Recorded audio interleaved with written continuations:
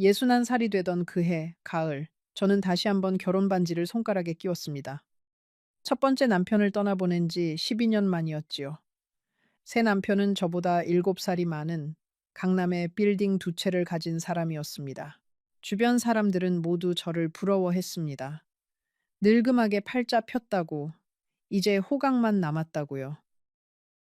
그런데 2달 뒤 저는 그 빌딩의 그림자조차 밟지 못한 채 작은 가방 하나를 들고 그 집 대문 밖에 서 있었습니다. 저는 순자라고 합니다. 올해 72이 되었지요. 오늘 여러분께 들려드릴 이야기는 제가 11년 전 겪었던 일입니다.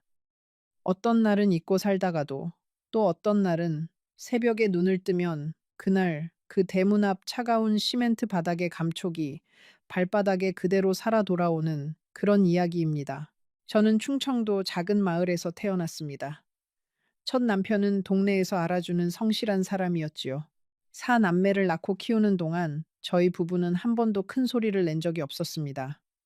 그이가 갑자기 쓰러져 세상을 떠난 건 제가 49 되던 해봄이었습니다. 그 후로 저는 혼자 막내 아들 하나만 데리고 작은 분식집을 운영하며 살았습니다. 떡볶이를 볶고 김밥을 싸고 손님이 없는 시간에는 멍하니 창밖을 바라보았지요. 그렇게 12년이 흘렀습니다. 자식들은 다 자라 제 갈 길을 떠났습니다. 큰딸은 부산으로 시집을 갔고 둘째 아들은 미국으로 유학을 갔다가 그곳에서 자리를 잡았습니다. 셋째 딸은 결혼해 안양에 살았고 막내 아들만 저와 가까이 살며 가끔 들여다봐 주었지요. 명절이 되면 자식들이 모이지만 그게 1년에 며칠이나 되겠습니까? 텅 빈 집에 혼자 앉아 있으면 시계 초침 소리가 그렇게 크게 들릴 수 있다는 걸 그때 처음 알았습니다.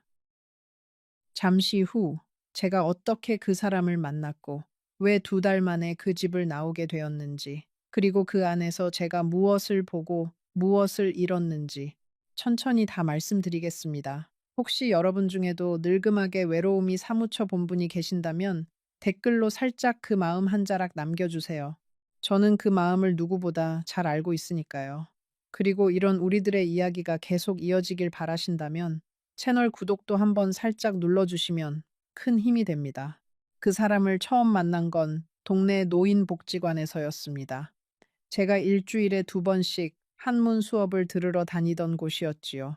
어느 날 한 남자가 새로 등록을 했는데 옷차림이 단정하고 말투가 점잖아 한눈에 보아도 평범한 동네 어르신 같지는 않았습니다.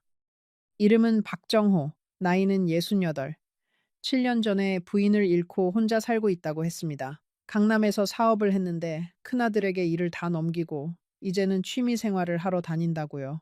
그 사람은 처음부터 제게 친절했습니다. 수업이 끝나면 따뜻한 차를 사주었고 비 오는 날에는 우산을 받쳐주었습니다. 한 달쯤 지났을까요? 어느 저녁 그 사람이 저를 조용한 한정식 집으로 데려가더니 정중하게 말했습니다. 저와 결혼해 주시겠습니까? 둘 다 살 날이 얼마 남지 않았는데 남은 시간이라도 함께 보내고 싶습니다. 저는 그 말을 듣고 한참을 가만히 있었습니다. 가슴이 뛰는 게 아니라 시리고 멍한 기분이었지요. 저는 자식들에게 먼저 이야기를 했습니다. 큰딸은 부산에서 한 걸음에 올라왔습니다. 거실에 둘러앉은 자식들의 표정은 어두웠습니다. 큰딸이 가장 강하게 반대했습니다.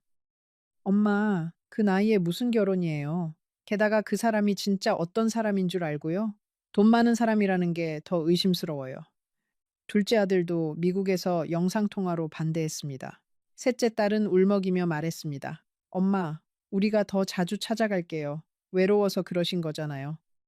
막내 아들만이 조용히 앉아 있다가 한마디 했습니다. 엄마가 정말 행복하실 수 있다면 저는 반대 안 해요. 다만 신중하게 결정하세요. 저는 그 밤에 잠을 이루지 못했습니다. 며칠을 고민한 끝에 저는 그 사람과 결혼하기로 했습니다. 자식들이 반대해도 결국은 제 인생이니까요. 게다가 그 사람은 결혼 전에 이미 재산 문제는 깨끗이 정리하겠습니다. 형식적인 혼인신고만 하시면 됩니다라고 약속했습니다. 저는 그 말을 믿었습니다. 사람을 믿었던 거지요. 살아보니 그게 가장 무서운 일이라는 걸 그때는 몰랐습니다. 결혼식은 가까운 가족들만 모여 작게 치렀습니다. 그 사람은 강남의 큰 아파트에 살고 있었습니다. 처음 그 집에 들어선 날, 저는 약간 주눅이 들었습니다. 거실 한쪽에 진열된 도자기들, 벽에 걸린 동양화, 새하얀 카펫. 제가 평생 살아온 세계와는 완전히 다른 곳이었지요. 그 사람은 저를 데리고 집안을 돌며 하나하나 설명해 주었습니다. 이 방은 당신이 쓰세요. 이 옷장은 당신 옷을 위한 거예요. 화장대는 안방 옆에 따로 마련했습니다. 저는 어색하게 웃으며 고개를 끄덕였습니다. 처음 한 주는 정말 신혼 같았습니다. 그 사람은 아침마다 저를 위해 직접 커피를 내려주었고 함께 산책을 나갔으며 저녁이면 식탁에 마주 앉아 하루를 이야기했습니다. 저는 가끔 거실에 앉아 창밖의 한강을 바라보며 이런 생각을 했습니다. 내가 이런 호사를 누려도 되는 걸까? 첫 남편에게 미안하지는 않을까? 하지만 그 사람의 다정한 말 한마디에 그런 생각은 곧 흩어졌습니다. 그 사람은 저를 데리고 백화점에 가기도 했습니다. 명동의 한 백화점에서 그 사람은 매장 직원에게 정중하게 부탁했지요. 이 사람한테 어울리는 옷 좀 골라주세요. 평생 자기 옷에 돈 한 번 제대로 써본 적 없는 사람입니다. 직원은 환하게 웃으며 저를 탈의실로 안내했습니다. 거울 앞에 새 옷을 입고 선 저는 어쩐지 그 사람이 아닌 것 같은 낯선 여자를 바라보고 있었습니다. 분식집에서 떡볶이 국물이 튄 앞치마를 두르던 여자가 어느 날 갑자기 강남 백화점의 거울 앞에 서 있는 거였지요. 그날 저녁 그 사람은 식탁에서 제 손을 잡고 말했습니다. 당신 오늘 정말 고왔소. 옛날부터 이런 옷 입고 다녔어야 할 사람을 너무 늦게 만났구려. 저는 그 말에 어쩐지 가슴이 시렸습니다.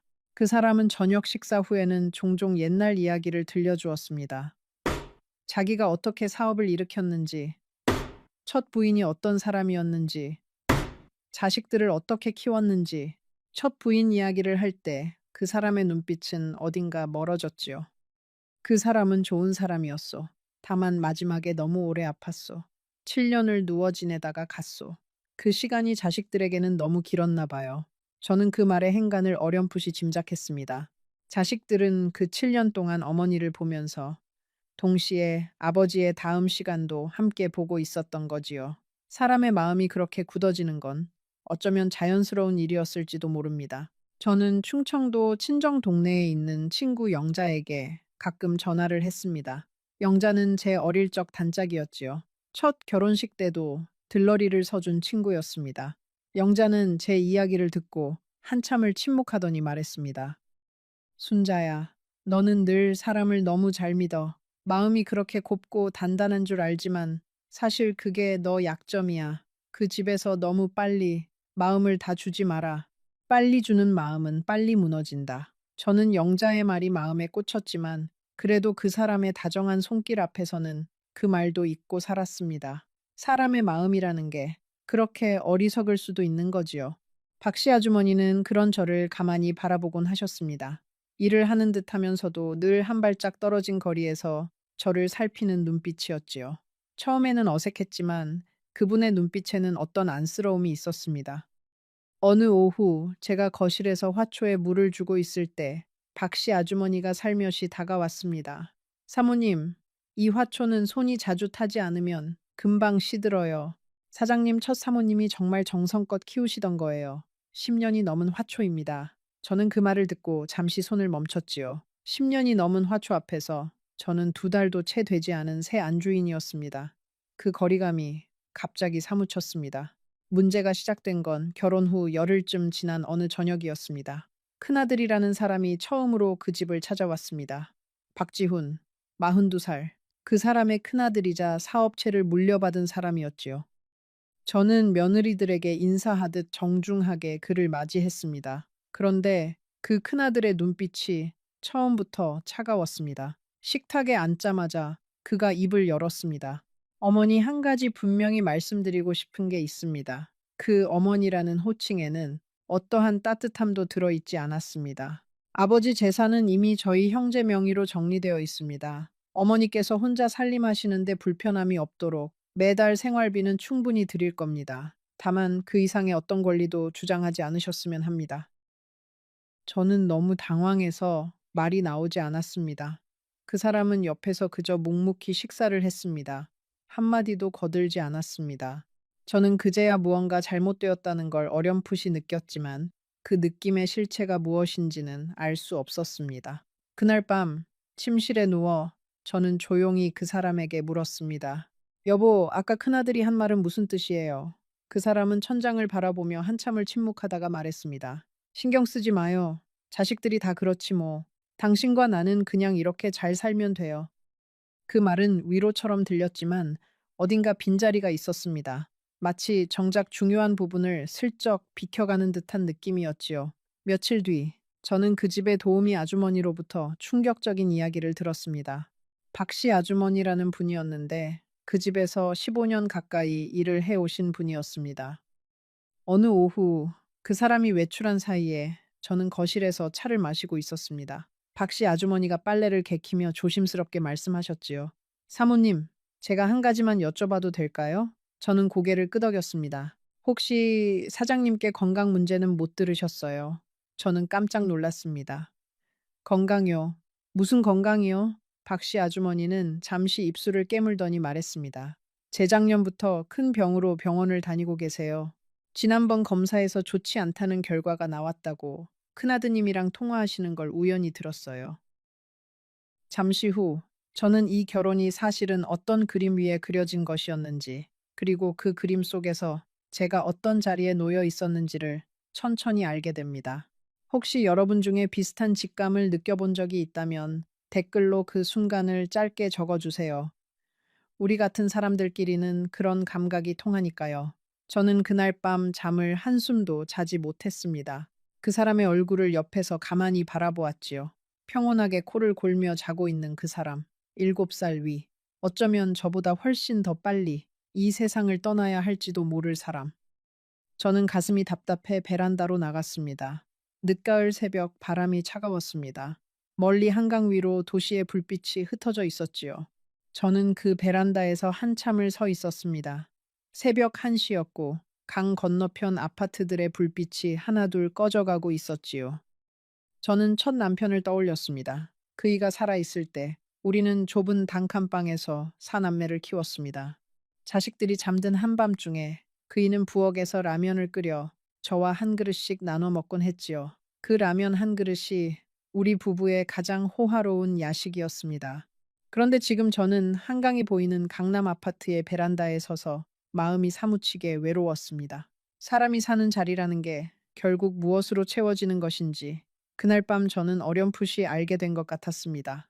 다음 날 아침, 저는 그 사람에게 직접 물었습니다. 여보, 솔직히 말해주세요. 어디 편찮으신 데 있으시지요? 그 사람은 잠시 저를 바라보다가 천천히 말했습니다. 당신한테 이런 짐을 지우고 싶지 않았소. 그냥 마지막 시간을 따뜻하게 보내고 싶었을 뿐이요. 저는 그 말에 가슴이 미어졌습니다. 그 사람은 이미 작년 가을부터 큰 병원을 다니고 있었고 의사들도 길어야 1, 2년이라고 했답니다. 그 사람은 자식들에게는 이미 다 정리된 사실을 자랑스럽게 말했지만 제게는 한 번도 꺼내지 않았습니다.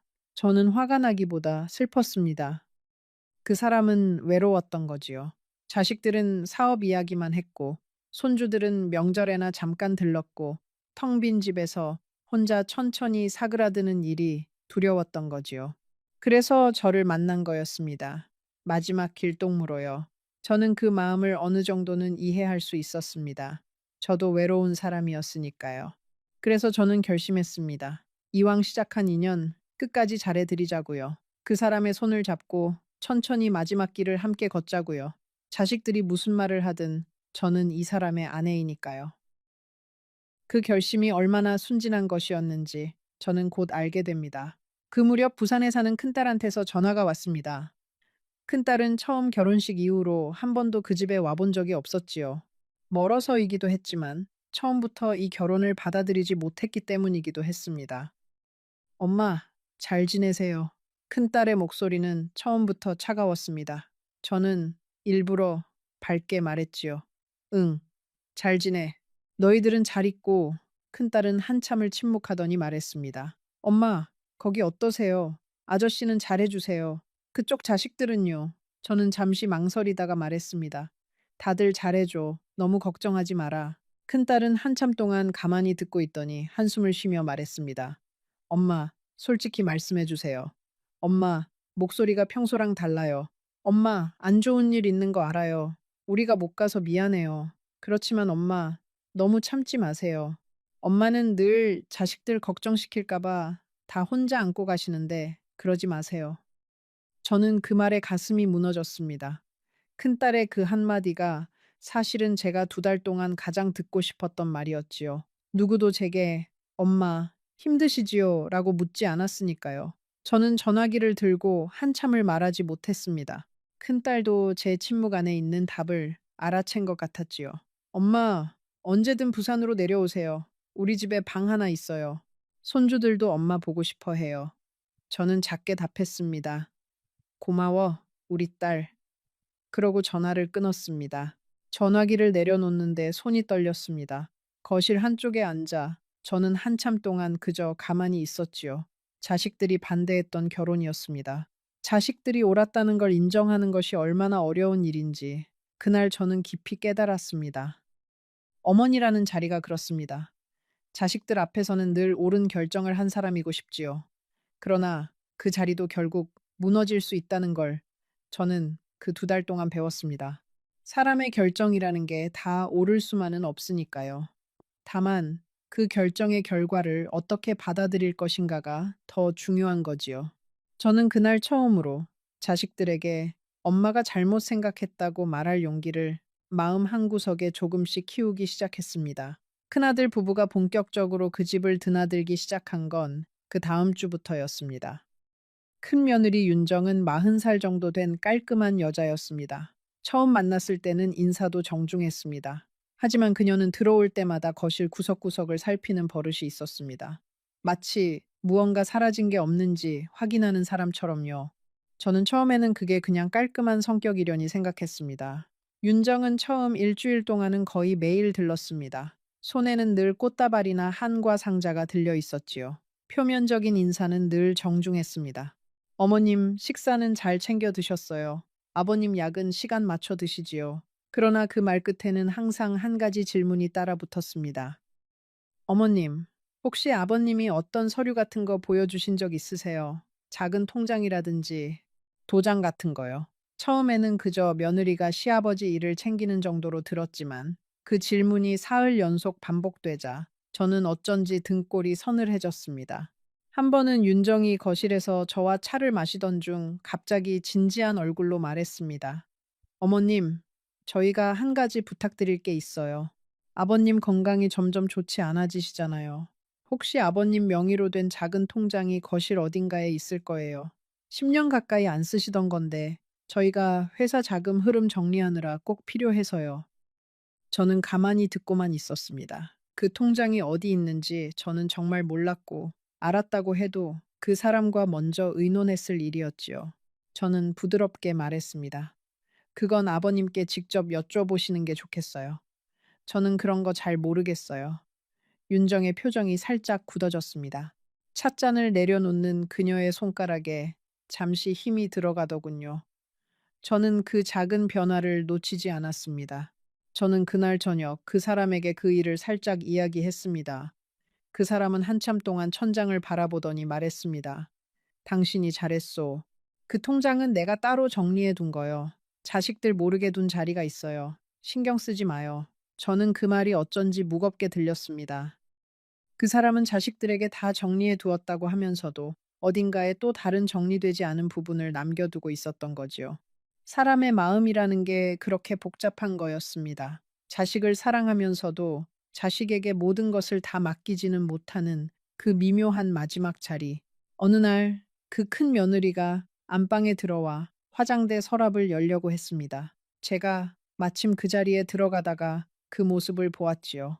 윤정은 화들짝 놀라며 말했습니다. 아, 어머님. 어머님 손수건이 어디 있나 찾아드리려고요. 저는 미소를 지으며 말했습니다. 괜찮아요. 제가 찾을게요. 그날부터 저는 그 집안의 어떤 시선이 항상 저를 따라다닌다는 걸 느끼게 되었습니다. 며칠 뒤 저는 안방 옷장 안쪽 깊숙한 곳에서 작은 사진첩 하나를 발견했습니다. 그 사람의 첫 부인 사진이 가득 들어있는 사진첩이었지요. 젊은 시절의 첫 부인은 단정하고 단단해 보이는 여자였습니다. 자식들과 찍은 사진, 가족 여행 사진, 환갑 잔치상 앞에서 웃고 있는 사진. 그리고 마지막 페이지에 한 장의 사진이 있었습니다. 병원 침대에 누운 첫 부인의 손을 그 사람이 꼭 잡고 있는 사진이었습니다. 두 사람의 머리 위로 빛이 쏟아지고 있었지요. 저는 그 사진을 한참을 바라보았습니다. 그 사람이 평생 가장 사랑한 여자는 분명 이분이었을 것이고, 저는 그저 그 마지막 자리에 서서 함께 시간을 보내고 있는 사람일 뿐이었지요. 그게 제 자리였다는 걸 저는 그 사진첩을 통해 분명히 알게 되었습니다. 그래도 이상하게 슬프지는 않았습니다. 오히려 그 사람의 깊은 마음 한 자락을 본 것 같아 위로가 되기도 했지요. 그 시선은 둘째 아들 부부에게서도 똑같이 느껴졌습니다. 둘째 아들 박지석, 38, 작은 회사를 운영하는 사람이었지요. 그의 부인은 이름이 채영이었습니다. 채영은 큰 며느리보다 더 직접적이었습니다. 처음 만난 자리에서부터 제 옷차림을 머리부터 발끝까지 훑어보더니 말했습니다. 어머님, 옷이 좀 단순하시네요. 이 동네는 사람들 시선이 좀 있어서요. 저는 그날 집으로 돌아와 옷장을 열고 한참을 들여다보았습니다. 충청도에서 가져온 단정한 옷들이 전부였지요. 저는 부끄러웠습니다. 그러다가 곧 부끄러워하는 제 자신이 또 부끄러웠습니다. 채영은 며칠 뒤 동네 부녀회 모임에 저를 데려갔습니다. 어머님도 이 동네에 적응하시려면 사람들 좀 만나셔야지요. 그 말은 친절했지만 그날 모임의 공기는 처음부터 차가웠습니다. 모임에 모인 부인들은 모두 그 동네에서 10년, 20년을 살아온 분들이었습니다. 그분들은 채영을 통해 저에 대한 이야기를 이미 다 듣고 온 것 같았지요. 한 부인이 차를 따르며 이렇게 말했습니다. 박 사장님이 그렇게 갑자기 재혼을 하셨다니 우리도 너무 놀랐어요.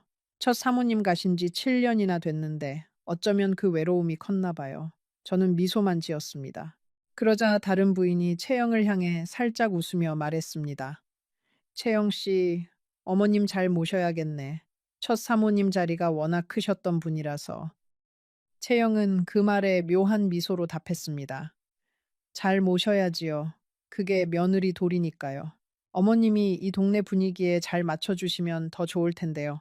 그 말 한마디에 모임의 부인들은 서로 의미 있는 눈빛을 주고받았습니다. 저는 그날 모임이 끝날 때까지 한마디도 더 하지 못했습니다. 집으로 돌아오는 길, 채영은 운전대를 잡으며 명랑하게 말했습니다. 어머님, 다음 모임에는 옷차림 좀 신경 써보세요. 거기 분들 다 보는 눈이 있으셔서요. 저는 창밖을 바라보며 고개만 끄덕였습니다. 그날 밤 저는 침대에 누워 천장을 보며 제 이름을 가만히 불러보았습니다. 김순자, 충청도 깡촌에서 태어나 사남매를 키우고 분식집에서 떡볶이를 볶던 김순자. 그 김순자는 어디로 갔을까요? 강남의 침실 천장 아래 누워 고급 한복을 입고 부녀회 모임에 다녀온 김순자는 정말 김순자가 맞는 것일까요? 저는 어쩐지 제 이름조차도 낯설어진 것 같았습니다.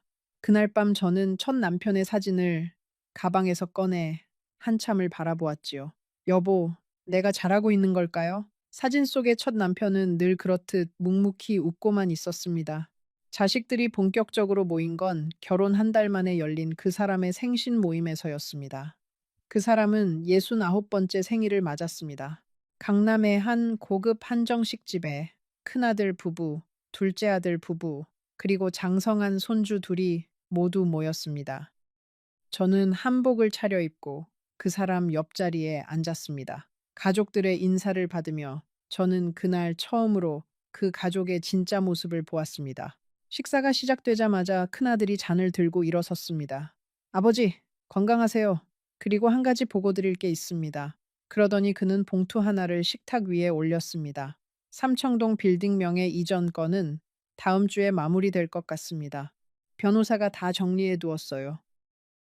그 사람은 고개를 끄덕였습니다. 저는 그 자리에서 처음 들어보는 이야기였습니다. 삼청동 빌딩이라니요. 저는 가만히 잔을 만지작거렸습니다.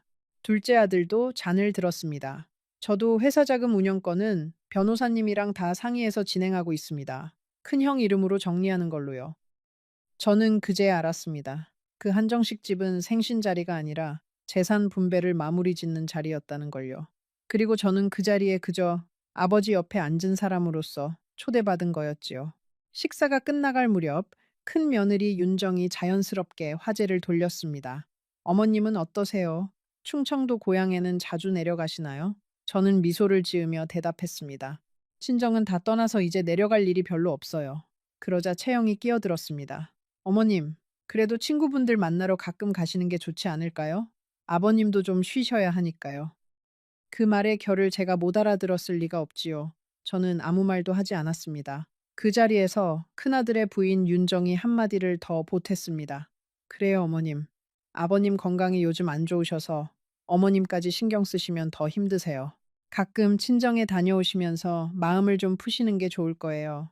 손주들도 그 자리에서 듣고 있었습니다. 큰 손녀가 어색하게 웃으며 저를 보았지요. 저는 그 손녀의 눈을 보았습니다. 어린 손녀의 눈빛에는 어떤 미안함이 살짝 떠올라 있었습니다. 하지만 그 손녀도 결국은 그 가족의 일원이었지요. 어른들이 만들어 놓은 그림 안에서 어린아이가 무엇을 할 수 있겠어요. 그 손녀는 곧 시선을 내리깔고 자기 앞에 음식만 먹기 시작했습니다. 식사가 끝날 무렵 둘째 며느리 채영이 사진을 찍자며 모두를 모았습니다. 그 사람은 가운데에 앉았습니다. 큰아들 부부, 둘째 아들 부부, 손주 둘이 그 사람을 둘러쌌지요. 저는 자리에서 일어나 그 사람 옆에 서려고 했습니다. 그러자 채영이 명랑하게 말했습니다. 어머님, 이 사진은 가족 사진이라서요. 한 장만 따로 찍으면 안 되겠지요. 죄송해요. 저는 잠시 그 자리에 멈춰 섰습니다. 그러다가 조용히 한 발 물러나 식탁 옆 의자에 앉았지요. 사진사가 카메라 셔터를 눌렀습니다. 한 장, 두 장, 세 장. 그 사람도 한마디 하지 않았습니다. 저를 향해 슬픈 듯한 눈길 한 번을 보낸 것 외에는요. 그날의 그 잠깐, 저는 그 자리에서 사라진 사람이 되었습니다. 집으로 돌아오는 차 안에서 그 사람은 피곤하다며 눈을 감았습니다. 저는 창밖의 한강 야경을 바라보았습니다. 그날 밤, 저는 처음으로 베란다에서 혼자 울었습니다. 소리 없이 흐르는 눈물을 손등으로 닦으며 저는 한참을 그렇게 서 있었지요. 다음 날 아침, 저는 한 가지 결심을 했습니다. 저는 그 사람에게 직접 말했습니다. 여보, 우리 둘이서 조용히 살았으면 해요. 자식들 일은 자식들 일이고, 우리 사이에 끼어들지 않게 해주세요. 그 사람은 가만히 제 손을 잡았습니다. 미안하오. 자식들이 좀 그렇소. 내가 잘 말해두겠소. 저는 그 말에 위로받았습니다. 하지만 그 위로가 얼마나 짧은 것이었는지 며칠 뒤 저는 다시 알게 됩니다. 그 사이 저는 친구 영자에게 또 한 번 전화를 했습니다. 영자는 제 목소리를 듣자마자 알아챘지요. 순자야, 너 안 좋은 일 있구나. 무슨 일이야? 저는 잠시 망설이다가 천천히 그날 한정식 집자리 이야기를 했습니다. 가족 사진에서 빠진 일까지요. 영자는 한참을 침묵하더니 말했습니다. 순자야, 내가 너한테 한 가지만 물어볼게. 너 그 집에서 잠 잘 잘 수 있어. 밥은 잘 넘어가니? 그 집 거실에서 마음 편히 텔레비전 한 번 본 적 있어. 저는 그 질문에 답을 하지 못했습니다. 영자는 부드럽게 말했습니다. 잘 수 없고 못 넘기고 마음 편한 적 한 번 없으면 그 집은 너 자리가 아니야. 사람이 어디서 살아야 하는지는 그 사람 몸이 먼저 알아. 저는 전화를 끊고 한참을 가만히 앉아 있었습니다. 영자의 말이 가슴 깊은 곳에 박혔지요. 그날부터 저는 그 집의 여러 곳을 새로운 눈으로 다시 살피기 시작했습니다. 생신 모임이 끝나고 일주일쯤 지난 어느 오후였습니다.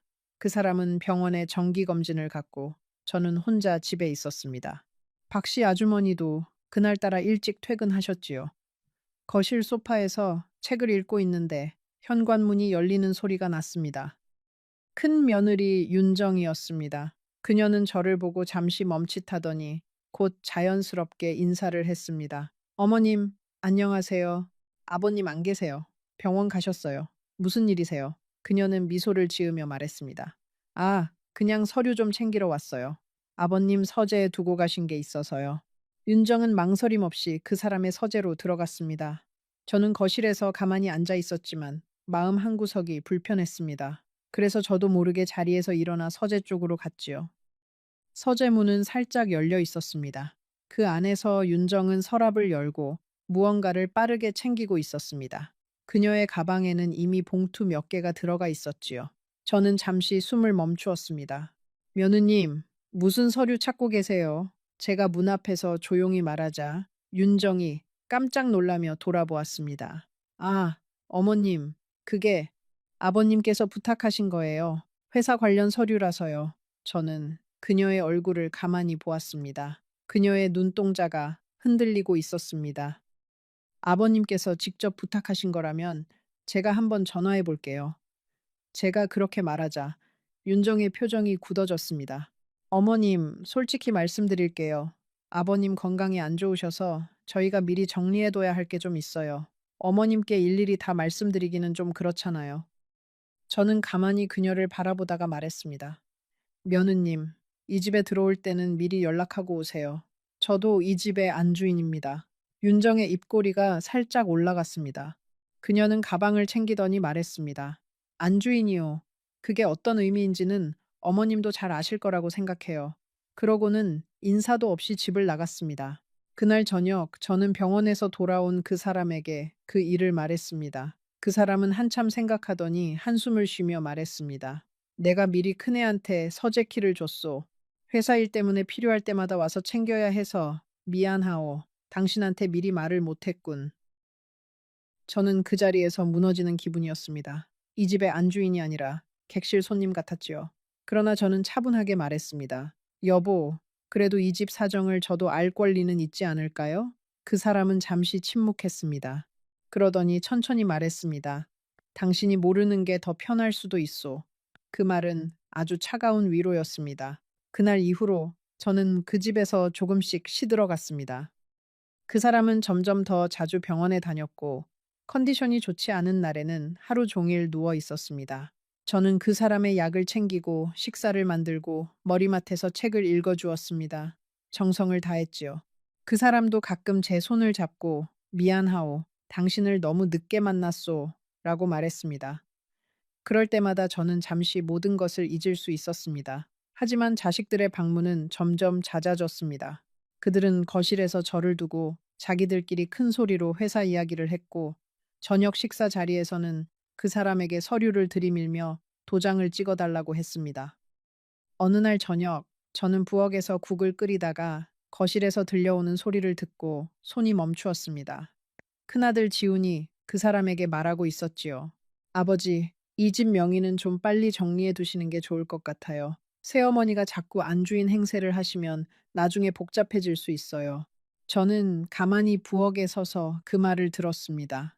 가슴이 떨려 오른손에 들고 있던 국자를 떨어뜨릴 뻔했지요. 그 사람의 대답이 들렸습니다. 그래, 알았다. 변호사한테 연락해 두마. 저는 천천히 가스불을 껐습니다. 그리고 거실로 나갔습니다. 큰아들과 그 사람은 저를 보고 대화를 멈추었습니다.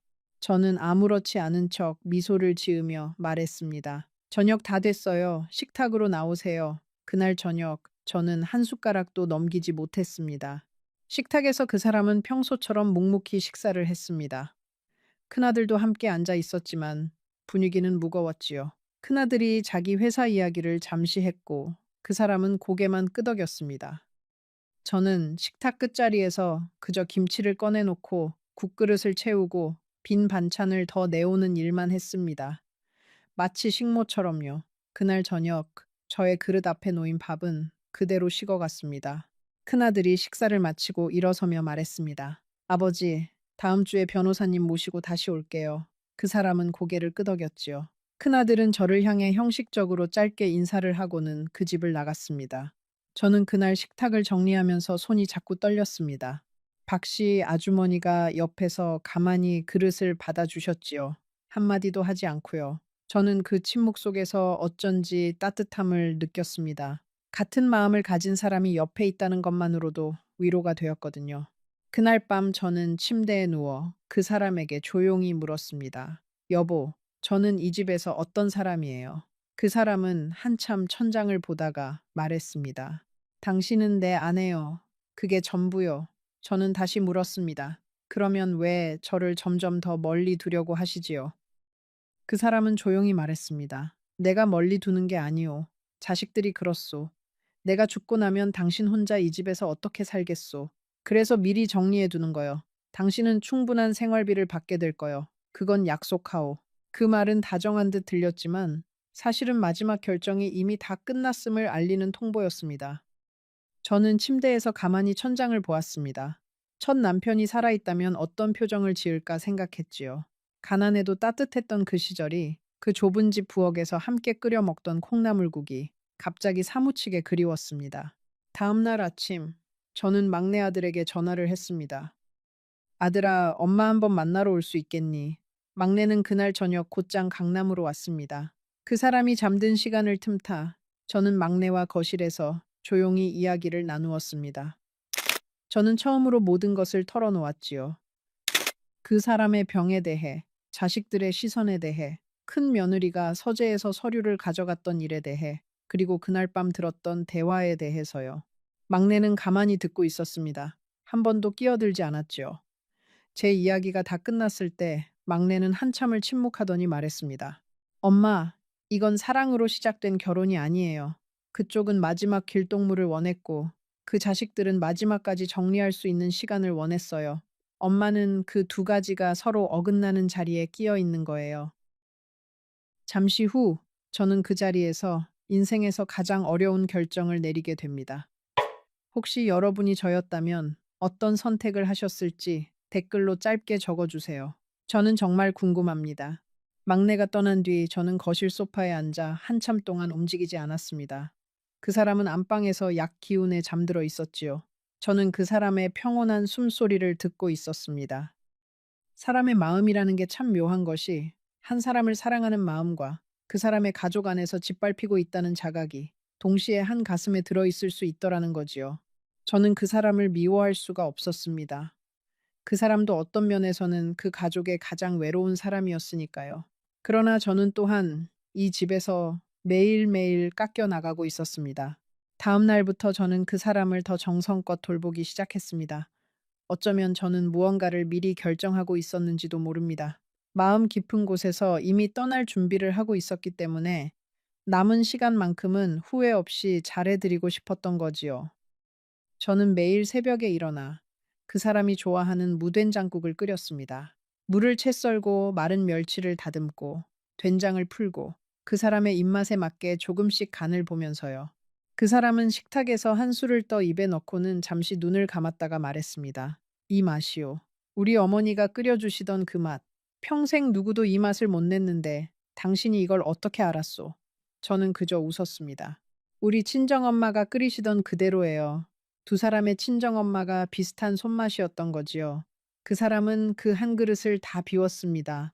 저녁이면 저는 그 사람의 머리맡에서 옛날 신문을 한 장 한 장 읽어드렸습니다. 그 사람은 눈이 침침해서 글자를 잘 못 읽었거든요. 정치면 경제면 사회면, 그리고 마지막에는 부고란까지. 부고란을 읽다가 그 사람이 한숨을 쉬며 말했습니다. 참 빨리들 가는구려.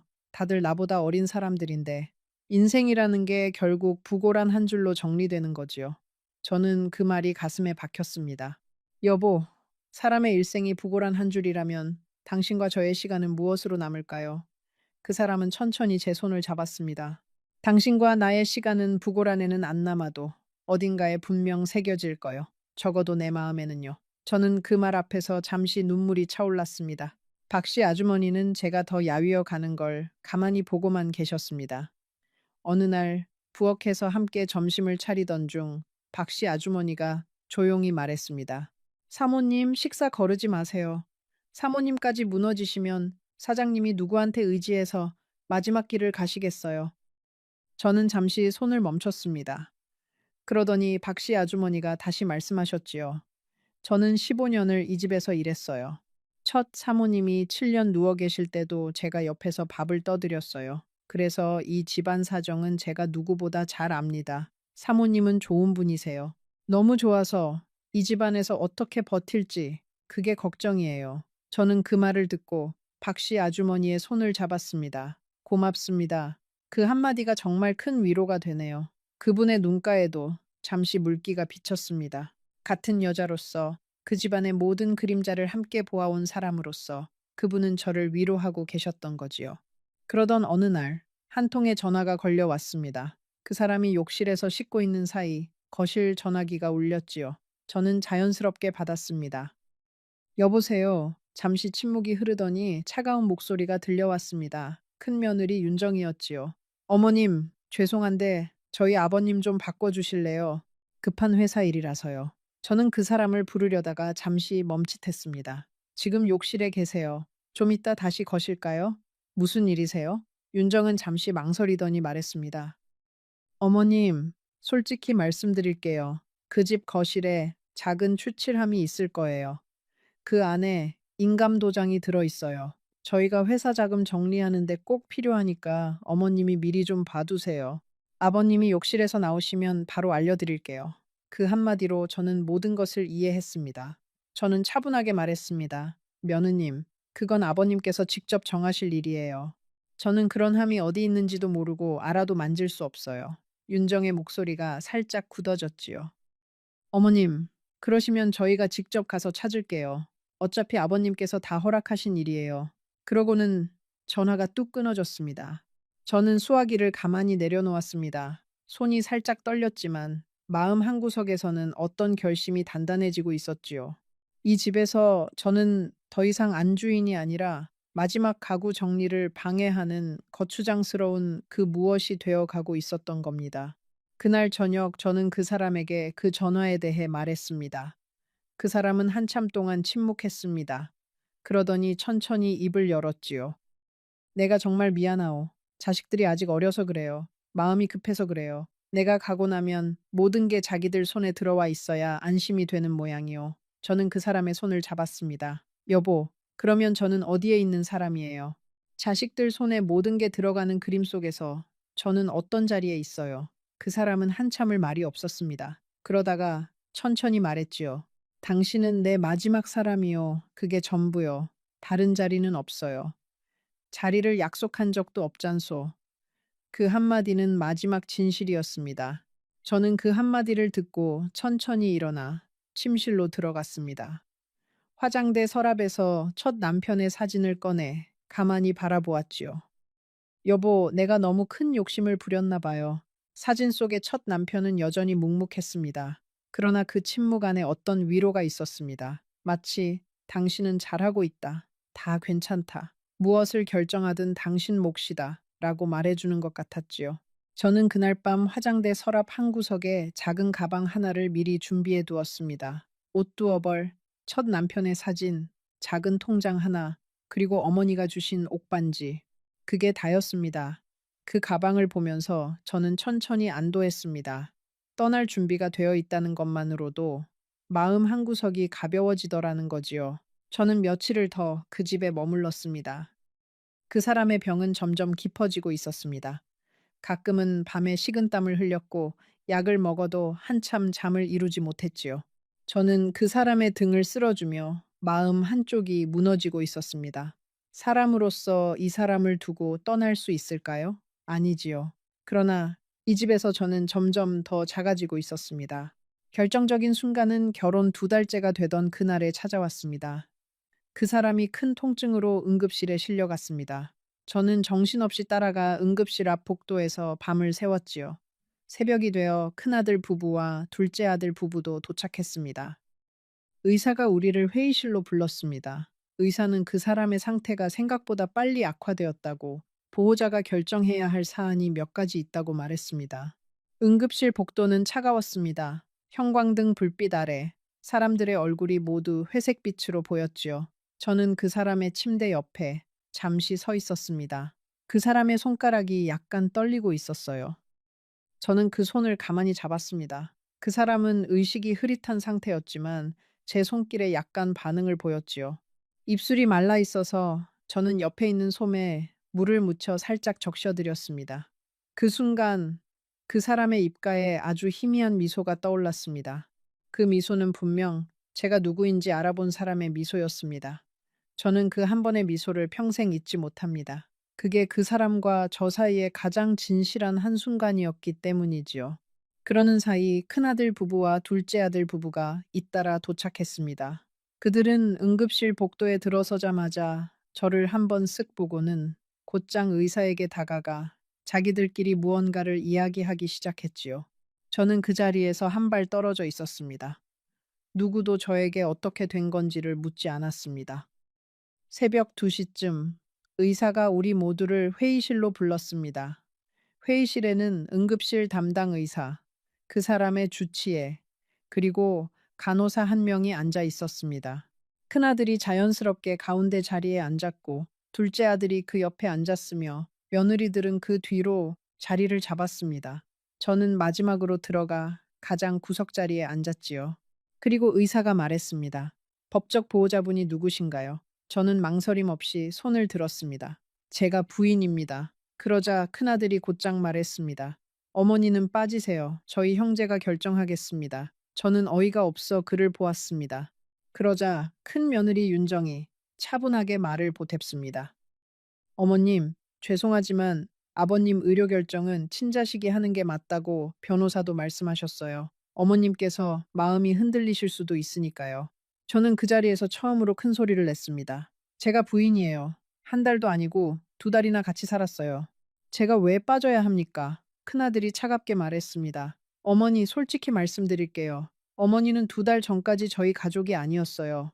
그리고 2달 뒤에도 가족이 아닐 거예요. 아버지 결정은 저희가 합니다. 그 한마디에 저는 2달간의 모든 것이 한꺼번에 무너지는 기분이었습니다. 한복도, 침실도, 다정한 아침의 커피도, 그 사람의 떨리는 손도 모두 다른 세계의 일이 되었지요.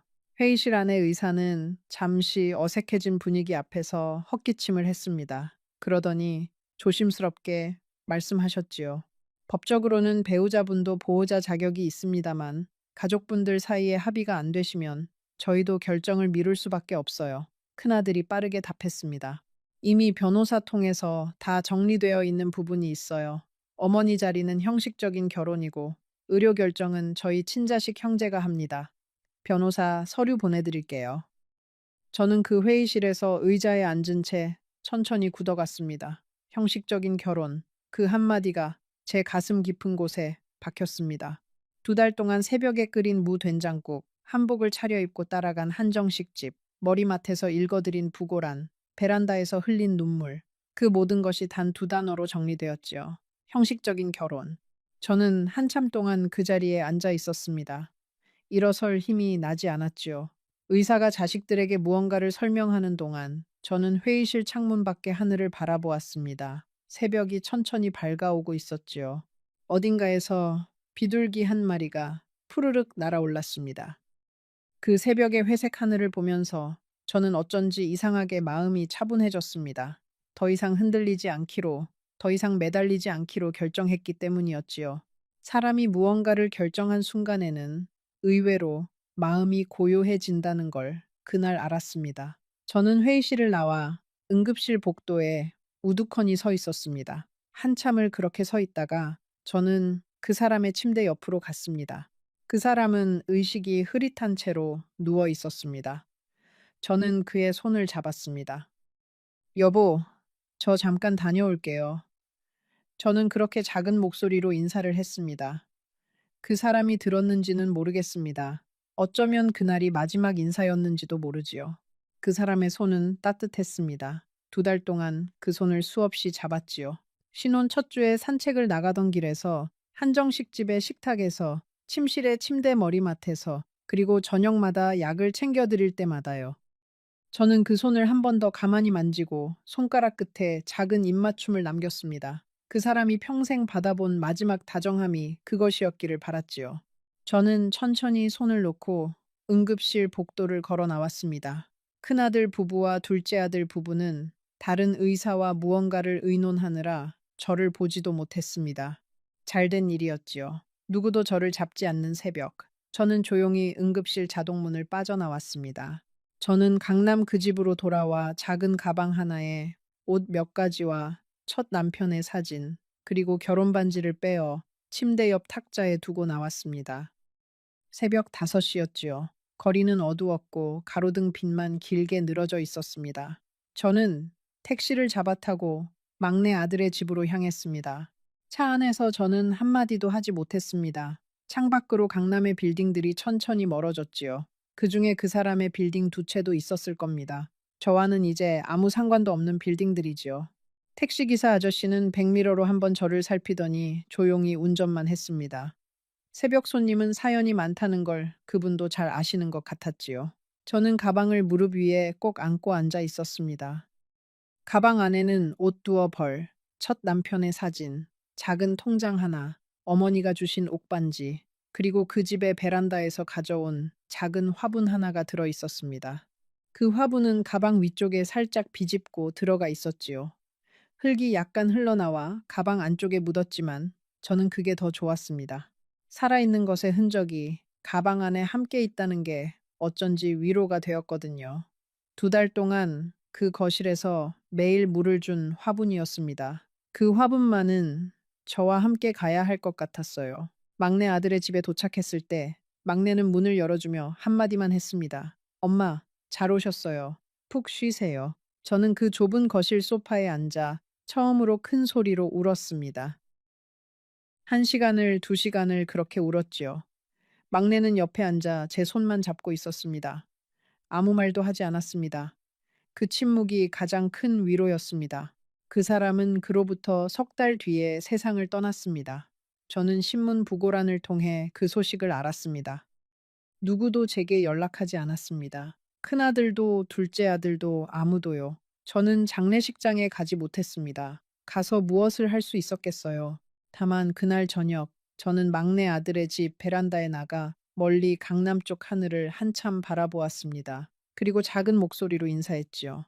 여보, 잘 가요. 그게 제가 해줄 수 있는 마지막이었습니다. 이혼 절차는 의외로 간단했습니다. 그 사람이 살아있을 때 이미 변호사를 통해 모든 것을 정리해 둔 것이지요. 그 집을 나오던 날 침대 옆 탁자에 두었던 결혼 반지가 그 사람이 마지막 정신이 또렷한 어느 날 자식들에게 건넸다는 마지막 부탁의 증거가 되었습니다. 저는 약속된 위로금을 한 푼도 받지 않았습니다. 받고 싶지 않았지요. 그 돈을 받는 순간 저는 정말로 2달짜리 아내가 되는 것 같았으니까요. 자식들은 제가 위로금을 거절했다는 소식을 듣고 처음에는 의아해 했다고 합니다. 큰며느리 윤정이 직접 제게 전화를 걸어왔지요. 어머님, 약속된 금액은 받으셔야지요. 저희도 마음이 편해요. 저는 차분하게 말했습니다. 괜찮아요, 며느님. 저는 그 2달 동안 받을 만큼 받았어요. 이제 그 집과는 인연이 다 끝났어요. 그러고는 전화를 끊었습니다. 그날 처음으로 저는 무언가를 이긴 것 같은 느낌이 들었지요. 무엇을 이긴 것인지는 아직도 잘 모르겠지만요. 저는 그 후 막내 아들 집 근처에 작은 원룸을 얻었습니다. 다시 작은 식당을 시작할까 했지만 몸이 따라주지 않았습니다. 대신 동네 복지관에서 봉사를 시작했지요. 외로운 어르신들에게 따뜻한 죽을 만들어 드리는 일이었습니다. 그 일을 하면서 저는 많은 사람들을 만났습니다. 비슷한 상처를 가진 분들을요. 어떤 할머니는 아들이 명절에도 오지 않는다고 하셨고, 어떤 할아버지는 부인이 떠난 뒤 한마디도 하지 않고 사신다고 하셨지요. 우리는 서로의 이야기를 들으며 천천히 회복되어 갔습니다. 지금 돌아보면 그 2달은 제 인생에서 가장 짧았으면서도 가장 길었던 시간이었습니다. 누가 저에게 묻습니다. 할머니, 그때 그 결혼을 후회하세요? 저는 한참을 생각하다가 말합니다. 후회하는 부분도 있고, 후회하지 않는 부분도 있어요. 그 사람이 외로워서 마지막에 손을 내밀었던 그 마음은 진심이었어요. 다만 그 진심이 그 집안 전체의 진심은 아니었던 거지요. 가끔 저는 그 사람을 떠올립니다. 첫 만남의 점잖던 모습, 한정식 집에서의 정중한 청혼, 신혼 첫 주 아침마다 끓여주던 커피, 그리고 응급실 침대에서 흐릿한 의식으로 누워있던 그 마지막 모습. 그 사람도 그 가족 안에서 외로운 사람이었습니다. 평생 사업으로 일군 모든 것을 자식들에게 넘기고 나니 자식들이 보는 건 아버지가 아니라 마지막 결제 도장이었으니까요. 그 사람은 그것을 아주 잘 알고 있었습니다. 그래서 저를 만난 거지요. 단지 잘못된 시기에 잘못된 방식으로요. 그리고 저는 그 2달 동안 처음으로 알게 되었습니다. 늙음하게 사랑은 단순히 두 사람만의 일이 아니라는 것을요. 그 뒤에는 자식들이 있고 재산이 있고 평생의 관계망이 있다는 것을요. 그것을 모르고 시작한 결혼은 결국 누군가에게 깊은 상처를 남기게 되어 있다는 것을요. 여러분, 혹시 늙음하게 새로운 사람을 만나려고 하시거든 한 가지만 기억해 주세요. 그 사람의 마음만 보지 마시고 그 사람의 가족을 보세요. 그리고 더 중요한 건 그 가족 속에서 당신이 어떤 자리에 놓일지를 보세요. 사랑이라는 단어 하나로 모든 것을 해결할 수 있는 나이는 우리에게 이미 지나갔으니까요. 저는 이제 72이 되었습니다. 막내 아들이 손주를 데리고 가끔 옵니다. 봉사하던 복지관에서는 친구도 몇 명 사귀었습니다. 첫 남편의 사진은 여전히 책상 위에 놓여 있고 그 옆에는 작은 화분 하나가 있습니다. 2달간 살았던 그 강남집의 베란다에 있던 화분과 똑같은 종류의 화분이지요. 그 집을 나오던 날, 저는 그 화분만은 가져왔습니다. 무슨 마음이었는지 저도 모르겠습니다. 가끔 저는 그 화분을 보면서 생각합니다. 사람의 인생은 결국 어느 자리에 뿌리를 두느냐의 문제가 아닐까. 화려한 거실의 화분이라도 진짜 주인이 없으면 결국 시들고 좁은 원룸의 화분이라도 매일 손길이 닿으면 푸르게 자랍니다. 저는 2달간의 강남집에서 시들고 있었지요. 그러나 막내 아들 집 근처의 이 작은 원룸에서 저는 다시 천천히 푸르러지고 있습니다. 여러분, 제 이야기는 여기서 끝이 납니다. 어쩌면 누군가에게는 너무 평범한 이야기일지도 모르지요. 부자 영감과의 2달짜리 결혼, 자식들의 차가운 시선, 응급실 복도에서의 마지막 인사, 새벽 5시에 들고 나온 작은 가방 하나. 흔하다면 흔한 이야기일 겁니다. 하지만 이 이야기 속의 한 사람 한 사람은 실제로 그 시간을 살아낸 사람들이었습니다. 저처럼요. 마지막으로 한마디만 더 드리고 싶습니다. 늙음하게 외로운 분들이 정말 많습니다. 그 외로움을 누군가가 메워주기를 바라는 건 자연스러운 마음이지요. 그러나 그 외로움을 메우려고 너무 큰 그림 속으로 들어가지는 마세요. 어떤 그림은 우리를 위한 자리가 처음부터 없었기 때문입니다.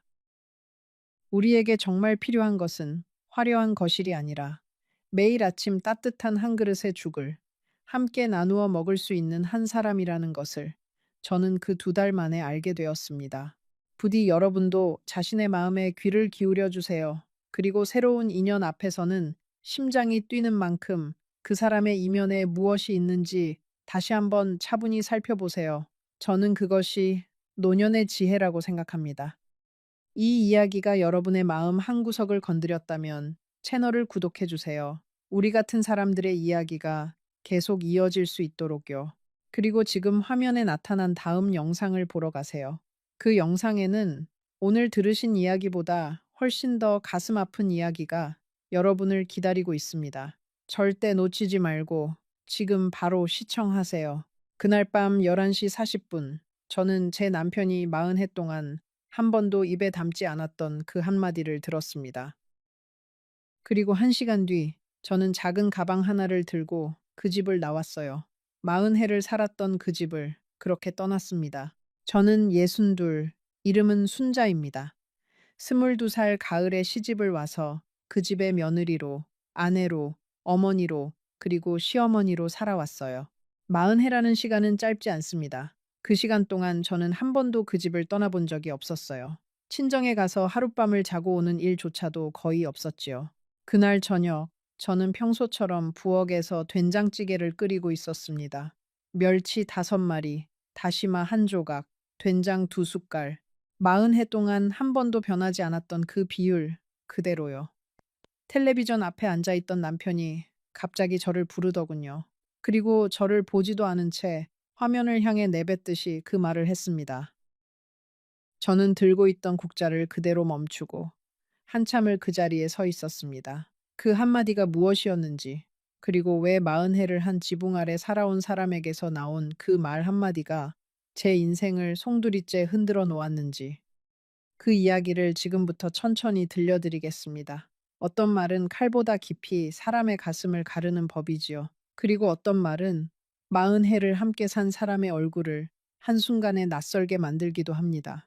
살면서 단 한 번이라도 절대 잊을 수 없는 한 문장을 들어본 적 있으신가요? 그 문장은 마음 한구석에 박혀서 결코 떨어지지 않죠. 단 한 줄이라도 좋으니 그 이야기를 댓글에 남겨주세요. 분명 비슷한 감정을 안고 살아가는 사람들이 있을 거예요. 그리고 이 이야기를 끝까지 들어주세요. 아직 가장 인상적인 부분은 나오지 않았거든요. 저는 1963년 경기도의 한 농촌 마을에서 태어났습니다. 위로 오빠 하나, 밑으로 동생 둘. 우리 집은 그렇게 가난하지는 않았지만 부유하지도 않았어요. 아버지는 농사를 지으셨고 어머니는 동네에서 맨바느질을 하셨습니다. 저는 어렸을 때부터 어머니 옆에서 바느질을 배웠어요. 어머니는 늘 말씀하셨지요. 여자는 손이 야무져야 한다고. 그래야 어디 가서 굶지 않는다고요. 21살 되던 해봄, 옆마을에 사는 먼 친척, 아주머니 한 분이 우리 집을 찾아오셨어요. 서울에서 작은 가구 공장을 하는 집인데 큰아들 혼처를 찾고 있다는 거였지요. 키도 크고 사람이 점잖다고 하셨어요. 저는 한 번도 본 적 없는 사람과 결혼이 정해졌습니다. 그게 그 시대의 모습이었어요. 부모님이 정해주시면 그게 곧 내 인생이 되는 시대였지요. 처음 만난 날 그이는 다방에서 저를 한번 흘끗 보더니 고개를 숙이고는 차만 마셨습니다. 말이 거의 없는 사람이었어요. 저도 부끄러워서 고개를 들지 못했지요. 그날 집에 돌아오는 길에 어머니가 제 손을 잡으셨어요. 순자야, 사람이 진중해 보인다. 너 시집 가면 고생은 안 할 거다. 어머니의 그 말씀이 제 40해의 운명을 결정했던 거예요. 결혼식 날, 시댁으로 떠나는 차 안에서 저는 처음으로 어머니의 얼굴을 마지막 볼 듯 바라봤습니다. 어머니는 차창 너머에서 손을 흔드시면서 우셨어요. 그게 저에게 어머니의 마지막 모습이 될 줄은 그때는 정말 몰랐지요. 어머니는 제가 시집 간 지 3년 만에 갑자기 쓰러지셨고, 저는 첫째를 임신한 만삭의 몸으로 친정에 갈 수도 없었습니다. 서울로 올라온 그 첫날부터 저는 며느리였어요. 시아버지는 무뚝뚝한 분, 시어머니는 깐깐한 분, 시동생 둘에 시누이 하나, 작은 한옥에 7식구가 함께 살았습니다. 새벽 5시 반에 일어나서 아침을 짓고 시아버지의 와이셔츠를 다리고 시동생들의 도시락을 싸고 시누이의 머리를 빗겨주고 그게 제 하루의 시작이었어요. 남편은 새벽에 공장으로 나가서 밤 10시가 되어야 들어왔어요. 처음 1년 동안 저는 남편의 얼굴을 제대로 본 시간이 합쳐도 며칠 되지 않았던 것 같아요. 남편은 늘 피곤해했고 집에 들어오면 밥만 먹고 잠들었지요. 저는 그게 당연한 거라고 생각했습니다. 남자는 밖에서 일하고 여자는 집에서 살림하는 거. 그 시대에 저희가 배운 모든 것이 그랬으니까요. 결혼한 지 2년이 채 안 됐을 때 첫째 아들 진호가 태어났습니다. 그리고 4년 뒤에 둘째 딸 미경이가 태어났지요. 저는 아이들을 키우면서 처음으로 살아있다는 느낌을 받았어요. 그 작은 손이 제 손가락을 잡을 때, 그 작은 입이 엄마라고 부를 때, 그제야 제가 그 집에 시집 온 의미를 알 것 같았습니다. 그런데 시어머니가 편찮으시기 시작한 건 그 무렵부터였어요. 처음에는 무릎이 시리다고 하셨고, 다음에는 허리, 그리고 결국에는 누우셨지요. 그때부터 12년이었습니다. 시어머니 병수발만 12년. 그 사이에 시아버지도 풍을 맞으셨고, 두 분을 동시에 모셔야 했던 시절이 길었어요. 남편은 공장 일이 바쁘다는 핑계로 거의 도와주지 않았습니다. 시동생들은 결혼해서 분가했고 시누이도 시집가서 발길이 뜸했어요. 결국 그 두 분을 마지막까지 곁에서 지킨 사람은 저였습니다. 시어머니가 가시던 날 저는 그 손을 잡고 있었어요. 시어머니는 가쁜 숨 사이로 저에게 한마디를 남기셨어요. 순자야, 너만은 안다. 그게 그분이 마지막에 저에게 하신 말씀이었습니다. 장례를 다 치르고 나서 남편이 저에게 한 말은 단 한마디였어요. 수고했다. 그게 다였지요. 저는 그래도 괜찮다고 생각했습니다. 우리 시대 남자들은 다 그렇게 표현하니까요. 마음 깊이는 고마워하고 있을 거라고 저 스스로 그렇게 다독였어요. 그런데 지금 와서 돌이켜보면 그건 제가 저에게 한 거짓말이었는지도 모르겠습니다. 아이들은 잘 자라줬어요. 진호는 공부를 잘해서 좋은 대학을 나오고 큰 회사에 취직했고, 미경이는 간호대를 나와서 병원에서 일하게 됐지요. 두 아이가 각자의 자리를 잡는 모습을 볼 때마다 저는 40해의 시간이 헛되지 않았다고 느꼈습니다. 그게 제 유일한 자부심이었어요.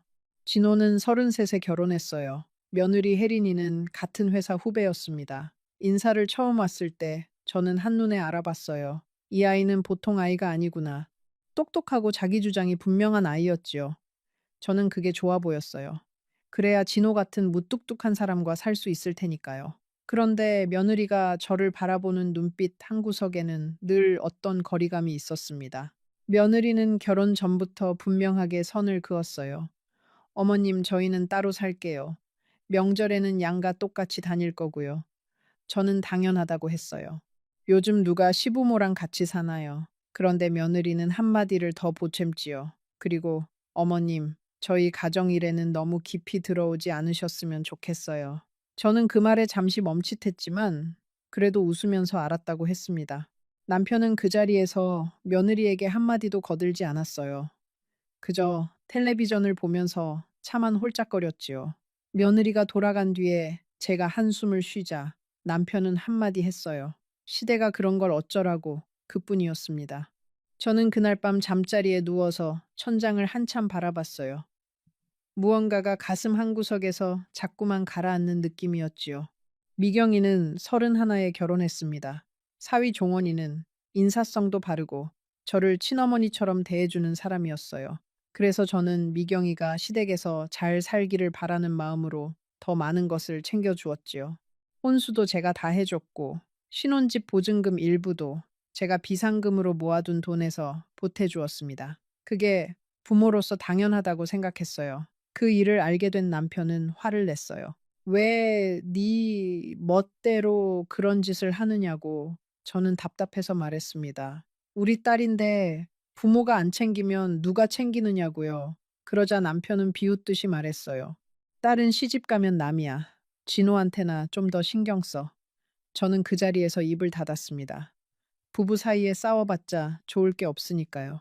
그날 밤 저는 처음으로 이런 생각을 했어요. 이 사람은 정말 제 남편인가? 40해 가까이 함께 살았는데 어쩌면 저는 이 사람을 한 번도 제대로 알아본 적이 없는 게 아닐까.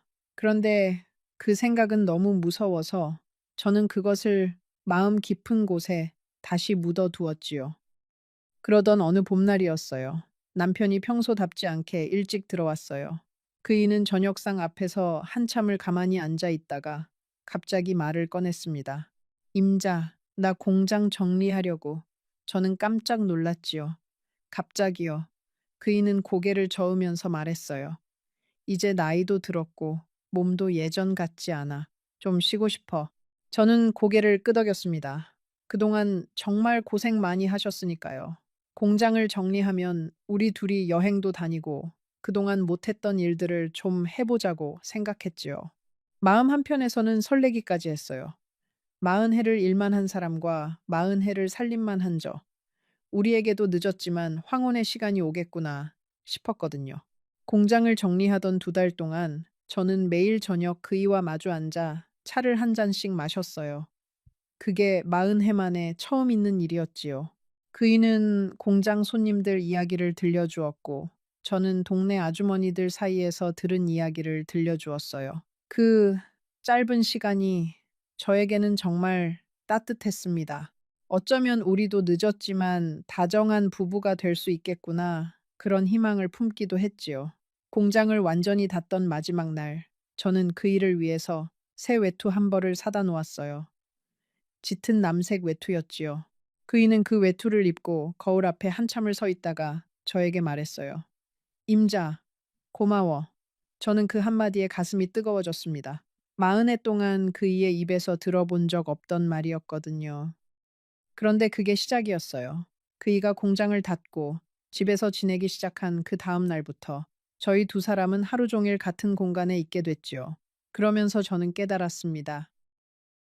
40해를 함께 살았다고 해서 그 사람을 다 안다고 생각했던 게 얼마나 큰 착각이었는지를요. 그이는 집에 머무는 시간이 길어질수록 점점 더 짜증을 냈어요. 텔레비전 소리가 시끄럽다. 반찬이 짜다. 청소가 부족하다. 빨래에서 냄새가 난다. 40해 동안 한 번도 들어본 적 없던 잔소리가 매일같이 쏟아졌습니다. 저는 처음에는 참았어요. 일을 그만두고 적응 중이라서 예민해진 거라고 이해하려고 했지요. 그런데 그게 2달이 지나고 3달이 지나도 나아지지 않았어요. 오히려 더 심해졌지요. 어느 날부터 저는 그이의 발소리만 들려도 가슴이 두근거리기 시작했습니다. 또 무슨 트집을 잡을까? 또 어떤 말이 날아올까? 저는 그이가 외출하기를 기다렸어요. 그래야 숨을 쉴 수 있었거든요. 가장 힘들었던 건 식사 시간이었어요. 40해 동안 저는 그이의 입맛에 맞춰 음식을 만들어 왔습니다. 짠 것을 못 먹는 사람, 매운 것도 못 먹는 사람, 생선은 갈치만 먹는 사람, 고기는 돼지고기만 먹는 사람. 저는 그 모든 걸 외우고 있었어요. 그런데 그이는 공장을 닫고 나서부터 매 끼니마다 트집을 잡기 시작했습니다. 어느 날은 제가 아침부터 시장에 나가서 구해온 좋은 갈치로 조림을 만들었어요. 그이가 가장 좋아하던 음식이었지요.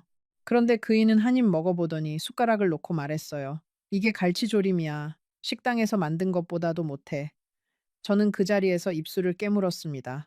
40해 동안 그 사람의 입맛에 맞춰 살아온 사람에게 어떻게 그런 말을 할 수 있는지요. 저는 그날 그 갈치조림을 그릇째 들고 부엌으로 들어갔어요. 한참을 그 그릇을 들여다봤지요. 새벽 6시에 시장에 나가서 갈치를 골라온 거였어요. 1시간 동안 손질하고 물을 깔고 양념을 따로 만들어서 조리고 40해 동안 그이의 입맛을 떠올리며 만들어 온 그 갈치조림이었지요. 그런데 그 한마디로 그 40해가 모조리 부정당하는 느낌이었어요. 저는 결국 그 조림을 다 버렸습니다. 음식을 버린 적이 거의 없었던 제가 그날 처음으로 음식을 쓰레기통에 부어 넣었지요. 그 무렵부터 저는 음식을 만들면서 손에 힘이 빠졌어요. 매일 식사 시간이 다가오면 가슴이 답답해졌지요. 또 무슨 말이 들려올까? 저는 양념을 넣다가도 손이 떨렸습니다. 결국 반찬을 만들다가 부엌 한쪽에 주저앉아 한참을 멍하니 있는 날이 늘어났어요. 그러다가 시계를 보고 다시 일어나서 마저 만들었지요. 그 부엌이 저에게는 40해 동안의 작은 전쟁터 같았어요. 그리고 공장이 닫힌 뒤로는 그 전쟁이 더 치열해진 거였습니다. 그러던 어느 날 친정 동생에게서 전화가 왔어요. 막내 남동생의 딸, 그러니까 제 조카가 결혼한다는 소식이었지요. 저는 너무 기뻐서 남편에게 말했습니다.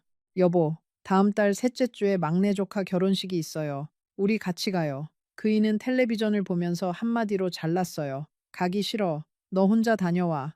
저는 서운했지만 그러려니 했어요. 그런데 결혼식 날 아침 옷을 차려입고 나가려는데 그이가 갑자기 화를 냈습니다. 친정에 가서 며칠씩 처박혀 있을 거 아니냐고. 저는 당황했어요. 결혼식만 보고 바로 올 거예요. 그런데 그이는 더 큰 소리로 말했지요. 마음에 안 들어. 너는 왜 항상 친정 일만 챙기느냐. 저는 그날 결혼식에 가지 못했어요. 친정 동생에게는 몸이 안 좋다고 거짓말을 했지요. 전화를 끊고 화장실에 들어가서 저는 소리 죽여 울었습니다. 40해를 시집 식구들 챙기며 살았는데 친정 조카 결혼식 한 번 가는 것조차 마음대로 못하다니 그게 너무 서러웠어요. 이쯤에서 한 가지 여쭙고 싶은 게 있어요. 혹시 이 이야기를 들으면서 가슴 한구석이 답답해지는 분, 아니면 누군가의 얼굴이 자꾸 떠오르는 분 계신가요? 잠시 후, 그날 저녁 식탁에서 남편이 무슨 말을 했는지, 그리고 제가 왜 그 집을 떠날 수밖에 없었는지를 들려드리겠습니다. 그 한마디는 정말 간단한 말이었어요. 그런데 그 말이 40해의 모든 것을 한순간에 무너뜨렸지요. 그 일이 있고 한 달쯤 지났을 무렵, 며느리 혜린이가 임신했다는 소식이 왔어요. 저는 너무 기뻐서 그날 저녁부터 미역을 사다 놓고 산모에게 좋다는 음식들을 알아보기 시작했지요. 손주가 생긴다는 게 얼마나 기쁜 일이에요. 그날 밤 저는 잠을 못 이뤘습니다. 손주에게 줄 베네옷을 그려보고 이름을 지어보고요. 저는 며느리에게 줄 산모 보양식 재료를 사러 시장에 갔어요. 한약방에 들러서 산모에게 좋은 약재도 알아봤지요. 며느리가 좋아할 만한 작은 손가방도 하나 샀고 손주가 태어나면 입힐 베네옷도 미리 사다 놓았습니다. 40해 만에 저는 그렇게 들떠 있었어요. 며느리는 출산을 2달 앞두고 우리 집에 인사를 왔습니다. 배가 많이 부른 모습이었지요. 저는 며느리를 보자마자 손을 잡고 말했어요. 혜린아, 정말 고생 많지. 산후조리는 어떻게 할 거니? 며느리는 잠시 머뭇거리다가 말했습니다. 어머님, 그게요. 저희 친정에서 하기로 했어요. 저는 잠시 말을 잃었어요. 친정에서요. 며느리는 고개를 끄덕였습니다. 네, 친정엄마가 하시겠다고. 어머님은 연세도 있으시고요. 저는 입가에 웃음을 지으면서 말했어요. 그래, 그게 좋겠다. 친정 어머니 손맛이 제일이지. 그런데 마음속에서는 무언가가 무너지는 것 같았어요. 40해 전에 제가 첫째를 낳았을 때 저는 친정에 갈 수 없었습니다. 시어머니가 아프셔서 친정에 갈 형편이 못 됐거든요. 시댁에서 미역국 한번 제대로 못 얻어먹고 산후조리를 했어요. 그런데 우리 며느리는 친정에서 한다는 거예요. 저는 며느리를 탓하지 않았습니다. 시대가 변한 거니까요. 그런데 왠지 모르게 제 마흔 해가 통째로 부정당하는 느낌이었어요. 며느리가 돌아간 뒤 저는 부엌 한쪽에 사다 놓았던 미역 묶음을 가만히 바라봤어요. 그 미역이 어쩐지 제 마흔 해처럼 보였습니다. 누구도 원하지 않는 미역, 누구도 끓여달라고 하지 않는 미역, 그저 묶여있는 미역. 저는 그 미역을 다시 종이에 싸서 부엌 한쪽 구석으로 밀어 놓았어요. 그러고 한참을 그 자리에 서 있었지요. 그날 며느리가 돌아간 뒤 저는 남편에게 말했습니다.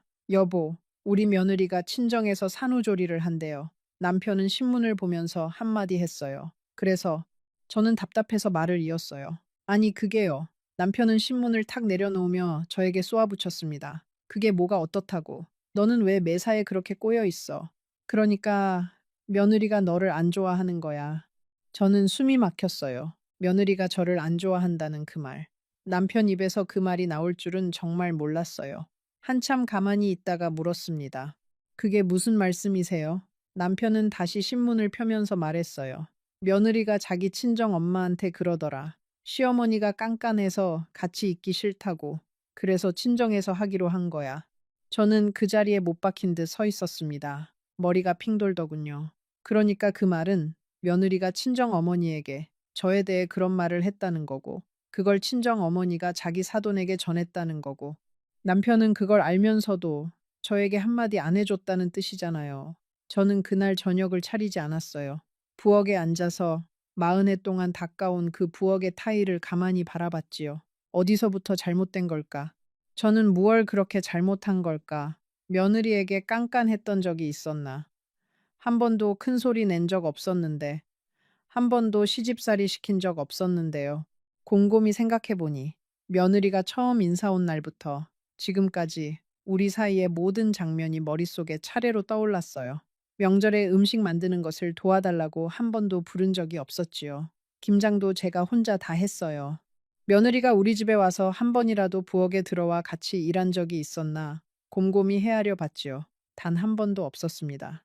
그런데도 며느리는 제가 깐깐하다고 했어요. 도대체 어떤 부분이 깐깐했다는 건지 저는 알 수가 없었지요. 그런데 그것보다 더 가슴이 아팠던 건 남편의 태도였어요. 그 사람은 자기 며느리가 자기 아내에 대해 그런 말을 하고 다닌다는 사실을 알면서도 며느리 편을 들었다는 거예요. 마흔 해를 함께 산 아내보다 며느리의 친정 어머니의 말을 더 믿었다는 거지요. 그날 이후로 저는 말수가 줄었어요. 남편과 마주 앉아도 딱히 할 말이 없었지요. 우리 두 사람 사이에는 이미 보이지 않는 벽이 생겨 있었습니다. 남편은 그걸 못 느꼈는지 아니면 못 느낀 척 하는 건지 평소처럼 텔레비전을 보고 신문을 읽고 잔소리를 했어요.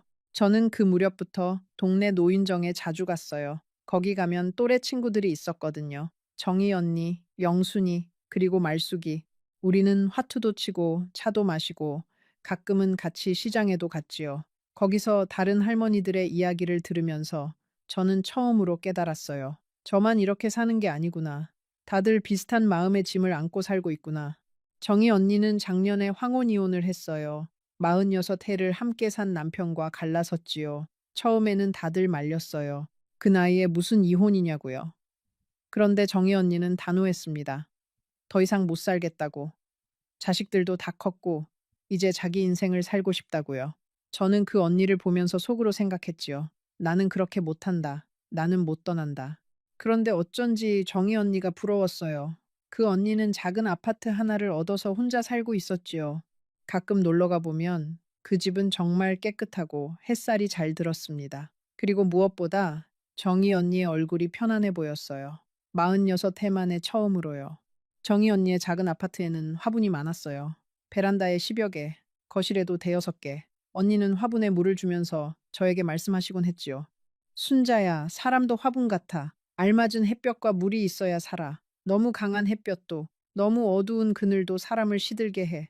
저는 그 말을 들으면서 속으로 생각했어요. 그러면 저는 지금 어떤 햇볕 아래 살고 있는 건가? 어쩌면 너무 오랫동안 그늘에서만 살아왔는지도 모른다고요.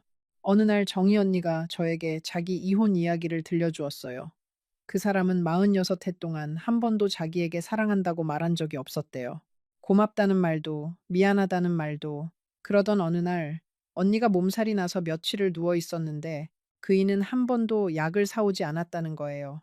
차 한 잔도 끓여주지 않았다고요. 그저 평소처럼 텔레비전을 보고 신문을 읽고 그날 밤 언니는 천장을 바라보면서 결심했대요. 이 사람과는 더 이상 살 수 없다고. 사람이 사람으로 보이지 않는 자리에서는 더 이상 살 수 없다고요. 저는 그 이야기를 들으면서 가슴 한구석이 쿵 하고 내려앉는 걸 느꼈어요. 마치 제 이야기 같았거든요. 영순이는 남편이 작년에 세상을 떠났어요. 영순이는 늘 말했습니다. 살아있을 때는 그렇게 미웠는데 막상 가고 나니까 빈자리가 너무 크다고요. 그래서 영순이는 이혼한 정희 언니를 붙들고 늘 말했어요. 언니, 그래도 옆에 있을 때 잘하지 그랬어. 정희 언니는 웃으면서 대답했지요. 영순아, 사람마다 사정이 다른 거야. 너는 너고 나는 나야. 영순이는 또 저에게도 종종 말했어요. 순자야, 너는 그래도 영석 씨가 있어서 다행이야. 나처럼 혼자 되면 정말 외로워. 저녁에 텔레비전을 같이 봐줄 사람도 없고, 아침에 같이 밥 먹을 사람도 없고, 저는 그 말을 들을 때마다 묘한 기분이 들었습니다. 영순이는 빈자리가 외로운 거고, 저는 차 있는 자리가 답답한 거였거든요. 말숙이는 저보다 2살이 많았어요. 말숙이는 결혼한 지 40년이 넘었지만 남편과 사이가 정말 좋았지요. 그 부부는 매일 아침 같이 산책을 했고, 주말에는 같이 등산도 다녔어요. 말숙이가 그 이야기를 할 때마다 저는 부럽기도 하고 한편으로는 가슴이 아팠어요. 우리 부부는 40해 동안 같이 산책 한 번, 같이 등산 한 번을 못 갔거든요. 늘 그이는 공장에 있었고 저는 집에 있었지요. 함께 무언가를 한 시간이라는 게 거의 없었습니다. 저는 그들의 이야기를 들으면서 마음이 점점 더 복잡해지는 걸 느꼈어요. 떠날 수도 없고 그렇다고 이대로 살 수도 없는 마음. 40해를 한 집에서 살았는데 이제 와서 어디로 가겠어요. 갈 곳도 없고 모은 돈도 변변치 않고 그런데 마음 한구석에서는 자꾸만 그런 생각이 드는 거예요. 이대로 죽을 때까지 이렇게 살아야 하는 걸까? 그러던 어느 날 노인정에서 말숙이가 저에게 슬쩍 물었습니다. 순자야, 너 요즘 영석 씨하고 어떻게 지내? 저는 잠시 머뭇거리다가 말했어요. 그냥 뭐 똑같지. 말숙이는 한참 저를 쳐다보다가 말했지요. 순자야, 너 얼굴이 너무 어둡다. 무슨 일 있는 거 아니야. 저는 고개를 저었어요. 아니야, 별일 없어.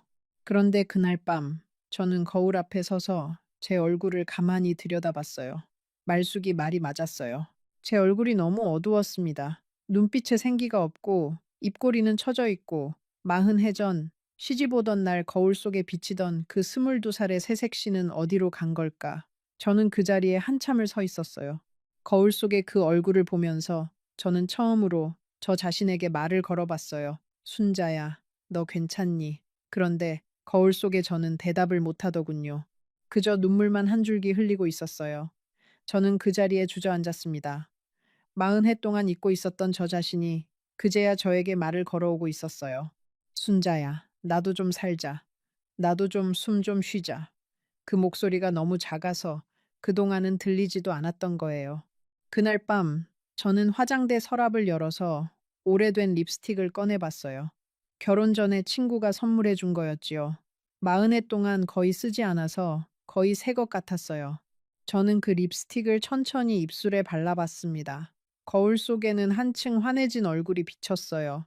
그 모습을 한참 들여다봤지요. 어쩌면 이게 원래의 나일지도 모른다는 생각이 들었어요. 40해 동안 색을 잃고 살았던 한 사람이 그날 밤 작은 색 하나를 되찾은 것 같았지요. 저는 그 립스틱을 다시 서랍에 넣어 두었어요. 다음에 다시 꺼낼 날을 기다리면서요. 그 무렵 손주가 태어났습니다. 며느리는 친정에서 산후조리를 했고 저는 손주가 태어난 지 일주일 만에야 처음 만나러 갈 수 있었어요. 며느리의 친정에 가서 며느리의 친정 어머니께 인사를 드리고 손주를 잠깐 안아봤지요. 손주는 정말 예뻤어요. 작은 손가락, 작은 발가락. 저는 그 작은 생명을 안고서 40해 만에 처음으로 가슴이 따뜻해지는 걸 느꼈어요. 그런데 며느리는 제가 손주를 오래 안고 있는 걸 불편해했어요. 어머님, 아기 자야 해서요. 저는 손주를 다시 며느리에게 돌려드렸습니다. 그리고 그 집을 나서면서 저는 알았어요. 이제 저는 이 손주를 자주 못 만나겠구나. 며느리는 저를 자기 아이의 할머니로 인정하고 싶어 하지 않는구나. 집으로 돌아오는 버스 안에서 저는 창밖을 바라보면서 한참을 앉아 있었어요. 손주의 얼굴이 자꾸 떠올랐지요. 그 작은 얼굴, 그 작은 손. 그런데 저는 그 손주의 할머니로 인정받지 못한다는 사실이 너무 마음 아팠어요. 40해 동안 시어머니로 살아온 제가 정작 친손주의 할머니로는 환영받지 못한다는 게요. 그날 집에 돌아와서 남편에게 말했습니다. 여보, 손주가 정말 예뻐요. 그런데 며느리가 저를 좀 어려워하는 것 같아요. 우리 집에 자주 데려와 달라고 부탁해봐요. 남편은 신발을 벗으면서 한마디 했어요. 자기들 알아서 하겠지. 너는 왜 자꾸 며느리한테 부담을 주려고 그래? 저는 그 말에 또 한 번 가슴이 베이는 것 같았어요. 부담을 주려는 게 아니었어요. 그저 손주가 보고 싶었을 뿐이었지요. 그런데 남편 눈에는 제가 며느리에게 부담을 주는 시어머니로 보인다는 거잖아요. 40해를 함께 산 남편이 자기 아내를 그렇게 본다는 거잖아요. 저는 그날 저녁에 부엌에서 혼자 밥을 먹었어요. 남편이 식탁에 앉아서 같이 먹자고 부르지도 않더군요. 저는 그게 차라리 다행이라고 생각했지요. 그 사람의 얼굴을 마주보고 밥을 먹을 자신이 없었거든요. 그렇게 한 달, 두 달이 흘렀어요. 저는 점점 더 말이 없어졌고 노인정에도 잘 나가지 않게 됐어요. 친구들이 제 얼굴이 더 안 좋아졌다고 걱정해줬지만 저는 괜찮다고만 했지요. 사실 괜찮지 않았어요. 매일 밤 저는 잠을 이루지 못했습니다. 머릿속이 너무 복잡했거든요. 그 무렵 저는 작은 일기장을 하나 사두었어요.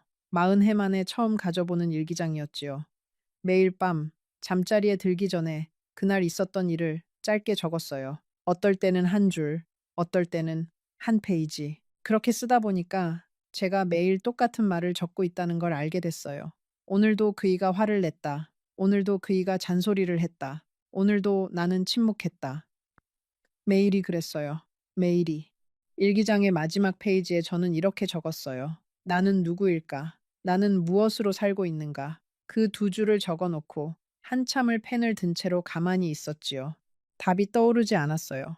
며느리, 아내, 어머니, 시어머니, 그런 호칭들은 떠오르는데 정작 저 자신이 누구인가에 대한 답은 떠오르지 않았어요. 저는 그 일기장을 덮으면서 처음으로 무서워졌어요. 40해를 살았는데 정작 저 자신이 누구인지를 모르고 살았던 거잖아요. 그 일기장을 쓰면서 저는 또 다른 사실 하나를 깨달았어요. 40해 동안 제가 좋아한 것이 무엇이었는지조차 떠오르지 않는다는 사실을요. 좋아하는 음식, 좋아하는 노래, 좋아하는 색깔, 좋아하는 계절, 그 어느 것도 답이 나오지 않았어요. 40해 동안 저는 그이가 좋아하는 음식만 만들었고, 그이가 좋아하는 텔레비전만 봤고, 그이가 골라준 옷만 입었어요. 정작 제가 무엇을 좋아하는지는 한 번도 생각해 본 적이 없었던 거예요. 저는 어느 날 부엌 한쪽에 앉아서 종이에 적어봤어요. 내가 좋아하는 것들 그렇게 써놓고 한 줄도 못 적었어요. 한참을 펜을 들고 있다가 가까스로 한 줄을 썼지요. 봄바람이 부는 날 창문 옆에 앉아 있는 것. 그게 제가 떠올린 유일한 것이었어요. 40해 동안 살면서 좋아하는 것이라고는 그 한 가지밖에 떠오르지 않다니. 저는 그 종이를 한참을 들여다봤지요. 그러고는 가만히 접어서 일기장 사이에 끼워두었어요. 며칠 뒤에는 또 한 줄을 추가했어요. 어렸을 때 어머니가 끓여주신 호박죽. 그리고 또 며칠 뒤에는 비 오는 날 처마 밑에서 빗소리를 듣는 것. 그렇게 한 줄씩 한 줄씩 늘어나는 그 종이를 보면서 저는 처음으로 제 안에서 무엇인가가 살아나는 걸 느꼈어요. 40해 동안 잠들어 있던 한 사람이 깨어나려고 꿈틀거리는 것 같았어요. 그런데 그 사람을 깨워줄 사람이 없다는 게 저를 더 슬프게 했지요. 그러던 어느 늦가을 저녁이었습니다. 그날도 저는 평소처럼 된장찌개를 끓이고 갈치를 구웠어요. 남편이 좋아하는 반찬들이었지요. 식탁을 차려놓고 남편을 불렀습니다. 여보, 진지 드세요. 남편은 텔레비전을 보면서 천천히 식탁으로 왔어요. 그날 텔레비전에서는 어떤 부부 이야기가 나오고 있었어요. 황혼에 이혼한 부부의 사연이었지요. 남편은 그 화면을 보면서 코웃음을 쳤습니다. 그리고 저를 보지도 않고 정말 아무렇지도 않게 한마디를 던졌어요. 그 한마디가 무엇이었는지, 그 말이 40해 동안 쌓아온 제 인생을 어떻게 한순간에 무너뜨렸는지 잠시 후에 들려드리겠습니다. 그리고 그날 밤 제가 가방 하나만 들고 그 집을 나서기까지의 그 몇 시간이 어떤 시간이었는지도요. 그이가 텔레비전을 보면서 한 그 한마디는 이거였어요. 너 같은 게 내 옆에 붙어 있는 게 내 인생 최대의 실수였어. 저는 들고 있던 숟가락을 천천히 내려놓았어요. 손이 떨리는데 이상하게 눈물은 나오지 않더군요. 그저 머리가 멍해졌습니다. 너 같은 게, 너 같은 게. 그 말이 머릿속에서 메아리 치듯 울렸어요. 너 같은 게. 40해를 한 집에서 살아온 아내가 남편에게 들은 말이 너 같은 게. 시어머니 12년 병수발을 하고 시아버지 마지막을 곁에서 지킨 며느리가 들은 평가가 너 같은 게. 두 아이를 키워서 시집 장가 다 보낸 어머니가 그 아이들의 아버지에게서 들은 평가가 너 같은 게. 저는 그 자리에서 일어났어요. 남편은 저를 한번 흘끗 보고는 다시 텔레비전으로 시선을 돌렸지요. 마치 아무 일도 없었다는 듯이. 마치 자기가 한 그 말이 그저 지나가는 말이었던 것처럼. 저는 부엌으로 갔어요. 차려놓은 식탁은 그대로 둔 채 부엌 한쪽에 앉았지요. 그리고 한참을 가만히 있었어요. 머릿속에 40해의 시간이 한꺼번에 스쳐 지나갔지요. 22살 가을, 시집 오던 날, 시어머니의 손을 잡고 마지막 인사를 하던 그 밤. 첫째를 낳고 미역국도 제대로 못 얻어먹던 그 밤. 시아버지를 보내던 그 새벽. 미경이를 시집 보내고 돌아와서 텅 빈 방을 보며 울던 그 오후. 그 모든 시간이 그 한마디 앞에서는 아무것도 아니었어요. 너 같은 게. 그게 40해의 결론이었어요. 저는 일어났어요. 안방으로 들어가서 옷장 위에 올려두었던 작은 여행 가방을 꺼냈지요. 그리고 거기에 옷 몇 벌과 통장, 그리고 어머니 사진이 들어있는 작은 액자 하나를 넣었어요. 그게 다였습니다. 40해를 산 집에서 제가 가지고 나갈 것은 그게 전부였지요. 가방을 들고 거실로 나가는데 남편은 여전히 텔레비전을 보고 있었어요. 저는 그이의 등을 한번 바라봤지요. 그리고 조용히 말했습니다. 여보, 저 가요. 남편은 텔레비전을 보면서 대답했어요. 어디가? 저는 가방을 들어 보였습니다. 그냥 가요. 그이는 그제야 저를 돌아봤어요. 그리고 잠시 멍하니 저를 보다가 다시 텔레비전으로 시선을 돌리며 말했지요. 미친 거 아니야. 가긴 어딜 가. 저는 더 이상 아무 말도 하지 않았어요. 현관에 가서 신발을 신고 문을 열었지요. 등 뒤에서 남편이 뭐라고 소리치는 것 같았지만 저는 듣지 않았어요. 40해를 같이 산 집의 현관문을 저는 그렇게 닫았습니다. 밖은 이미 어두워져 있었어요. 늦가을이었지요. 바람이 차가웠습니다. 저는 가방을 들고 골목길을 걸어 나왔어요. 어디로 가야 할지 몰랐지요. 친정 어머니는 이미 오래전에 가셨고 아버지도 10년 전에 가셨어요. 친정 오빠와 동생들은 다들 자기 가정이 있고요. 저는 갈 곳이 없었습니다. 큰 길까지 걸어 나와서 한 모퉁이에 멈춰 섰어요. 그리고 한참을 그 자리에 서 있었지요. 머릿속이 텅 비어 있었어요. 어디로 가야 하는지, 무엇을 해야 하는지 아무것도 떠오르지 않았어요. 그때 정희 언니가 떠올랐어요. 황혼이혼을 한 그 언니, 작은 아파트에 혼자 사는 그 언니. 저는 가방에서 휴대전화를 꺼내서 정희 언니에게 전화를 걸었어요. 신호음이 두어 번 가다가 정희 언니가 받았지요. 여보세요, 순자야. 무슨 일이야, 이 시간에. 저는 한참을 말을 못했어요. 그러다가 가까스로 입을 뗐지요. 언니, 저 갈 곳이 없어요. 정희 언니는 잠시 침묵하다가 말했어요. 순자야, 어디야? 내가 갈게. 정희 언니는 정말로 그 시간에 택시를 잡고 와주었어요. 제가 서 있던 골목 모퉁이에 도착해서 언니는 차에서 내리자마자 저를 꼭 안아주었습니다. 아무것도 묻지 않고요. 그저 제 등을 토닥여 주었지요. 저는 그 품에 안겨서 40해 동안 한 번도 받아보지 못한 그 위로에 그만 무릎이 꺾일 뻔했어요. 누군가 저를 그저 안아주는 것, 그게 그렇게 큰 일인 줄 몰랐어요. 그날 밤 저는 정희 언니의 집에서 잤어요. 정희 언니는 아무것도 묻지 않았지요. 그저 따뜻한 차 한 잔을 끓여주고 작은 방 하나를 내어주었어요. 저는 그 방에 누워서 그날 밤 처음으로 펑펑 울었지요. 마흔해를 참아온 눈물이 그날 밤에 다 쏟아졌습니다. 다음 날 아침 정희 언니는 미역국을 끓여주었어요. 그리고 식탁에 마주 앉아서 저에게 물었지요. 순자야, 무슨 일이 있었던 거야? 저는 그제야 어제 저녁의 일을 이야기했어요. 남편이 한 그 한마디. 너 같은 게 내 옆에 붙어 있는 게 내 인생 최대의 실수였어.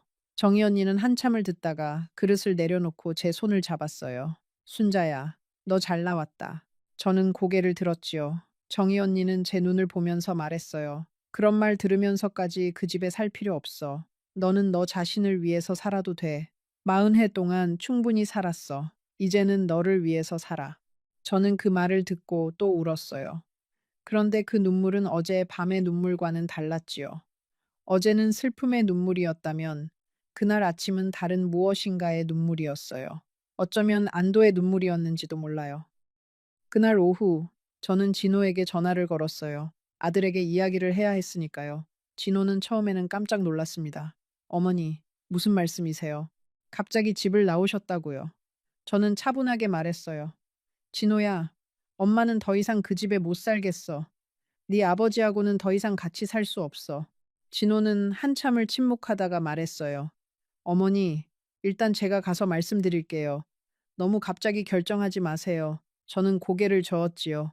진호야, 갑자기 결정한 거 아니야. 엄마는 오랫동안 생각해 왔어. 그저 마지막 한마디가 그 결정을 굳혀준 것 뿐이야. 진호는 그날 저녁에 정희 언니 집으로 찾아왔어요. 그리고 저에게 이렇게 말했지요. 어머니, 죄송해요. 제가 그동안 너무 무심했어요. 어머니가 그 집에서 어떻게 사셨는지 잘 알지도 못하면서 저는 아들의 손을 잡았어요. 진호야, 네 잘못이 아니야. 엄마가 너희한테 한 번도 말하지 않았으니까. 진호는 며칠 동안 며느리와 상의를 했다고 해요. 며느리는 처음에는 시어머니가 시아버지를 떠난 게 너무 갑작스럽다고 어떻게 그럴 수 있느냐고 그랬다는 거예요. 그런데 진호가 차분하게 그동안의 일들을 다 이야기했더니 며느리도 점점 말문이 막히더래요. 그러더니 며느리는 그날 밤에 진호에게 이렇게 말했다고 해요. 여보, 내가 어머님께 너무했나 봐요. 그 말을 듣고 저는 며느리에 대한 마음이 조금은 풀렸어요. 그래도 그 아이가 자기 잘못을 깨달을 줄 아는 사람이라는 게요. 진호는 며칠 뒤에 저에게 작은 원룸을 하나 마련해 주었어요. 처음에는 자기 집에서 같이 살자고 했지만 저는 거절했지요. 며느리에게 부담을 주고 싶지 않았거든요. 그리고 무엇보다 저는 제 공간이 필요했어요. 40해 만에 처음으로 저만의 공간이 필요했지요. 원룸은 작았지만 햇살이 잘 들었어요. 저는 거기에 어머니 사진을 올려두고 작은 화분 몇 개를 사다 놓았지요. 그리고 매일 아침 그 작은 부엌에서 저 혼자 먹을 밥을 차렸어요. 누구의 입맛에도 맞출 필요가 없는 밥. 누구의 잔소리도 듣지 않아도 되는 밥. 그 밥이 그렇게 맛있을 줄 몰랐어요. 처음 며칠은 그 작은 방의 정막이 너무 어색했어요. 40해 동안 늘 누군가의 발소리, 누군가의 텔레비전 소리, 누군가의 잔소리에 둘러싸여 살았으니까요. 그런데 그 정막이 사흘을 지나니까 어느 순간부터 그 정막이 평화로 바뀌더군요. 아침에 일어나서 창밖의 새소리를 듣고 차 한 잔을 끓여 마시고 라디오에서 흘러나오는 옛날 노래를 흥얼거리고 그게 사람이 사는 모습이라는 걸 저는 예순둘이 되어서야 알았어요. 미경이는 처음에는 저를 이해하지 못했어요. 어머니, 그래도 아버지인데, 40해를 함께 사신 분인데, 저는 딸의 손을 잡고 말했지요. 미경이는 처음에는 저를 이해하지 못했어요. 미경아, 엄마도 사람이야.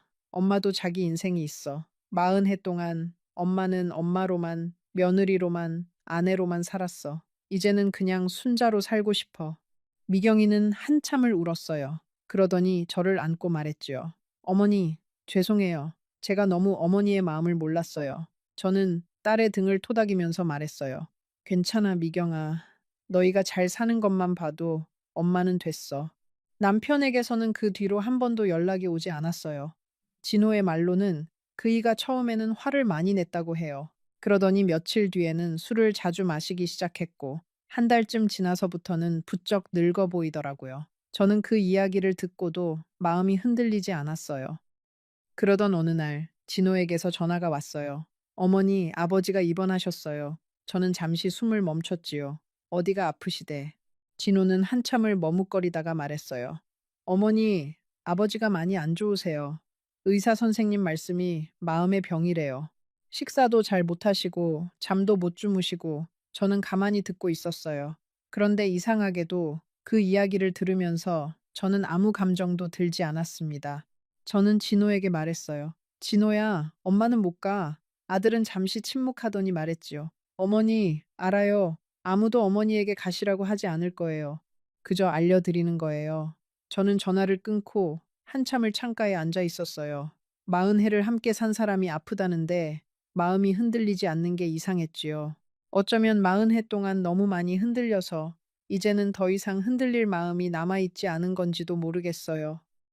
며칠 뒤 정희 언니가 우리 집에 왔어요. 차 한 잔을 마시면서 언니가 저에게 물었지요. 순자야, 후회 안 해? 저는 잠시 생각하다가 대답했어요. 언니, 후회는 없어요. 다만 슬프긴 해요. 40해를 함께 살았는데 그 사람과 저 사이에 남은 게 너 같은 게라는 그 한마디뿐이라는 게. 정희 언니는 고개를 끄덕였어요. 그래, 그게 가장 슬픈 거지. 함께 산 시간이 길어서 슬픈 게 아니라 그 시간이 그렇게 끝났다는 게 슬픈 거야. 저는 차를 한 모금 마시고 말했지요. 언니, 그래도 저는 잘 나왔다고 생각해요. 만약 그날 그 한마디를 듣고도 그냥 참았다면 저는 평생 너 같은 개로 살았을 거예요. 너 같은 개로 늙어가고 너 같은 개로 마지막을 맞이했을 거예요. 그건 못 견뎠을 거예요. 이쯤에서 잠시 멈춰 보겠습니다. 여러분 중에도 어쩌면 비슷한 한마디를 들어본 적이 있는 분이 계실지도 모르겠어요. 평생 잊히지 않는 한마디. 그 한마디 때문에 인생이 바뀐 분들이요. 댓글로 그 사연 한 줄 남겨주시면 저도 같이 마음을 나누고 싶어요. 그리고 이런 이야기가 더 듣고 싶으시다면 구독 버튼 한번 눌러주시면 정말 감사하겠습니다. 남편이 입원했다는 소식을 들은 지 2달쯤 지났을 무렵이었어요. 진호에게서 또 전화가 왔어요. 어머니, 아버지가 한 번만 어머니를 보고 싶다고 하세요. 저는 한참을 침묵했어요. 그러다가 천천히 말했지요. 진호야, 엄마 한 번 갈게. 병실에 들어섰을 때 저는 그 사람을 바로 알아보지 못했어요. 2달 사이에 그렇게 늙으셨더군요. 머리는 하얗게 샜고 얼굴은 살이 쪽 빠지고 눈은 맹하니 40해를 함께 산 그 남자가 맞나 싶을 정도였어요. 그이는 저를 보더니 잠시 멍하니 있다가 천천히 입을 열었어요. 임자, 미안해. 저는 침대 옆 의자에 앉으면서 말했지요. 무슨 말씀이에요? 그이는 천장을 보면서 말했어요. 그날 그 말. 그 말 하지 말았어야 했는데. 미안해. 정말 미안해. 미안해. 저는 한참을 그이를 바라봤어요. 그리고 천천히 말했지요. 여보, 그 한마디가 문제였던 게 아니에요. 그 한마디가 마지막 한 방울이었을 뿐이지요. 그동안 쌓이고 쌓인 것들이 그 한마디로 터진 거예요. 그이는 눈을 감았어요. 눈가에 물기가 맺히더군요. 그이는 한참을 말없이 누워 있다가 다시 입을 열었어요. 임자, 나도 사실은 그동안 행복하지 않았어. 공장을 그만두고 집에 있으면서 내가 40해 동안 무엇을 위해 살았는지 모르겠더라고. 그게 너무 답답해서 그 답답함을 자네한테 풀었던 것 같아. 미안해. 정말 미안해. 저는 그 말을 들으면서 처음으로 그이가 가여워 보였어요. 그이도 사실은 자기 인생이 무엇이었는지 몰랐던 거예요. 40해 동안 일만 한 사람이 그 일이 끝나니까 자기가 누구인지를 잃어버린 거지요. 저는 그 사람의 손을 잠시 잡았어요. 40해를 함께 산 그 손, 거칠고 주름진 그 손. 저는 그 손을 잡고 말했어요. 여보, 우리 이제 각자의 인생을 살아요. 저도 늦었지만 제 인생을 살아보고 싶어요. 당신도 부디 남은 시간을 잘 보내세요. 그이는 고개를 끄덕였어요. 말은 못하고 그저 고개만 끄덕였지요. 병실을 나오면서 저는 마지막으로 그이를 한번 돌아봤어요. 그이는 베개에 머리를 묶고 있었지요. 저는 문을 닫았어요. 그게 그이를 본 마지막이었습니다. 그 뒤로 저는 다시 정희 언니와 자주 만났어요. 우리는 가끔 같이 여행도 다니고 시장에도 가고 노래교실에도 다녔지요. 저는 거기서 처음으로 노래를 배웠어요. 40해 동안 한 번도 노래방에 가본 적이 없었거든요. 처음에는 마이크를 잡는 것도 부끄러웠는데 차츰 익숙해졌어요. 제 목소리로 노래를 부른다는 게 그렇게 즐거운 일인 줄 몰랐지요. 손주는 가끔 만났어요.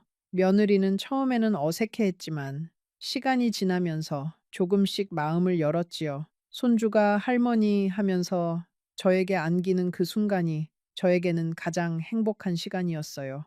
40해를 며느리로 아내로 살면서 누리지 못했던 그 작은 행복이 이제야 저에게 찾아온 것 같았어요. 미경이도 가끔 와서 같이 밥을 먹었어요. 사위 종원이도 자주 들렀고요. 두 사람은 저를 보면서 늘 말했지요. 어머니, 얼굴이 정말 좋아지셨어요.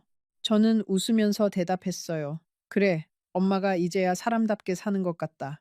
그리고 또 어느 가을, 그러니까 제가 그 집을 나선 지 1년이 막 지났을 무렵이었어요. 진호에게서 전화가 왔지요. 어머니 아버지가 가셨어요. 저는 한참을 침묵했어요. 그리고 천천히 말했지요. 그래, 진호야, 알았다. 내일은 장례식장에서 저는 며느리석에 앉지 않았어요. 그저 한쪽 구석에서 조용히 그 일을 보내드렸지요. 40해를 함께 산 사람을 그렇게 보냈습니다. 슬프지 않다고 하면 거짓말이겠지요. 그런데 그 슬픔은 아내로서의 슬픔이라기보다는 한 사람을 알았던 사람으로서의 슬픔이었어요. 장례식이 끝난 뒤 진호는 저에게 말했어요. 어머니, 그래도 와주셔서 감사해요. 아버지도 마지막에 어머니를 한번 보고 가실 수 있어서 다행이었어요. 저는 아들의 어깨를 토닥였지요. 진호야, 엄마는 후회 없다. 그날 가서 그이의 손을 한번 잡아줬으니까. 엄마는 그걸로 됐어. 여러분, 40해를 함께 산 부부가 헤어진다는 게 결코 쉬운 일이 아니에요. 그런데 어떨 때는 그 결정이 자기 자신을 살리는 결정이 되기도 합니다. 평생 누군가의 며느리로, 누군가의 아내로, 누군가의 어머니로만 살아온 사람이 마지막에는 자기 자신으로 살아보는 시간이 필요하니까요.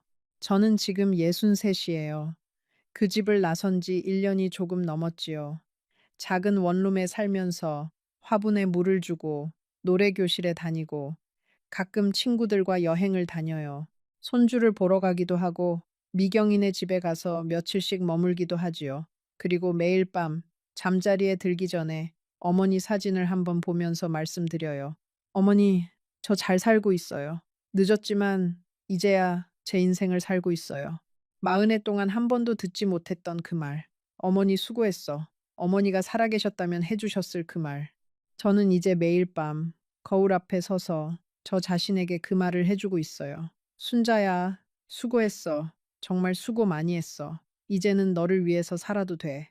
여러분, 혹시 지금 이 이야기를 들으면서 마음이 흔들리는 분이 계신가요? 떠나야 할지, 머물러야 할지 고민하시는 분이 계신가요? 저는 그 누구에게도 떠나라고도 머물러라고도 하지 않을 거예요. 사람마다 사정이 다르고 인생이 다르니까요. 다만 한 가지만 말씀드리고 싶어요. 자기 자신을 너무 미워하지 마세요. 자기 자신을 너 같은 개라고 생각하지 마세요. 우리는 모두 누군가의 너 같은 개가 아니라 그저 우리 자신이니까요. 그리고 마지막으로 한 가지 더 부탁드리고 싶어요. 혹시 옆에 함께 사는 사람이 있다면 오늘 한 번만이라도 따뜻한 한마디를 해주세요. 수고했어, 고마워, 사랑해. 그 한마디가 어쩌면 그 사람의 40해를 살리는 한마디가 될지도 모르니까요. 이 이야기가 여러분의 마음에 닿았다면 구독 버튼을 눌러주시는 것이 저에게 큰 힘이 됩니다. 그리고 지금 화면에 나타나는 이야기도 놓치지 마세요. 오늘보다 더 깊은 감동을 드릴 거라고 확신합니다. 지금 바로 클릭하세요. 순자 할머니가 다음 이야기에서 다시 여러분을 기다리고 있을 거예요.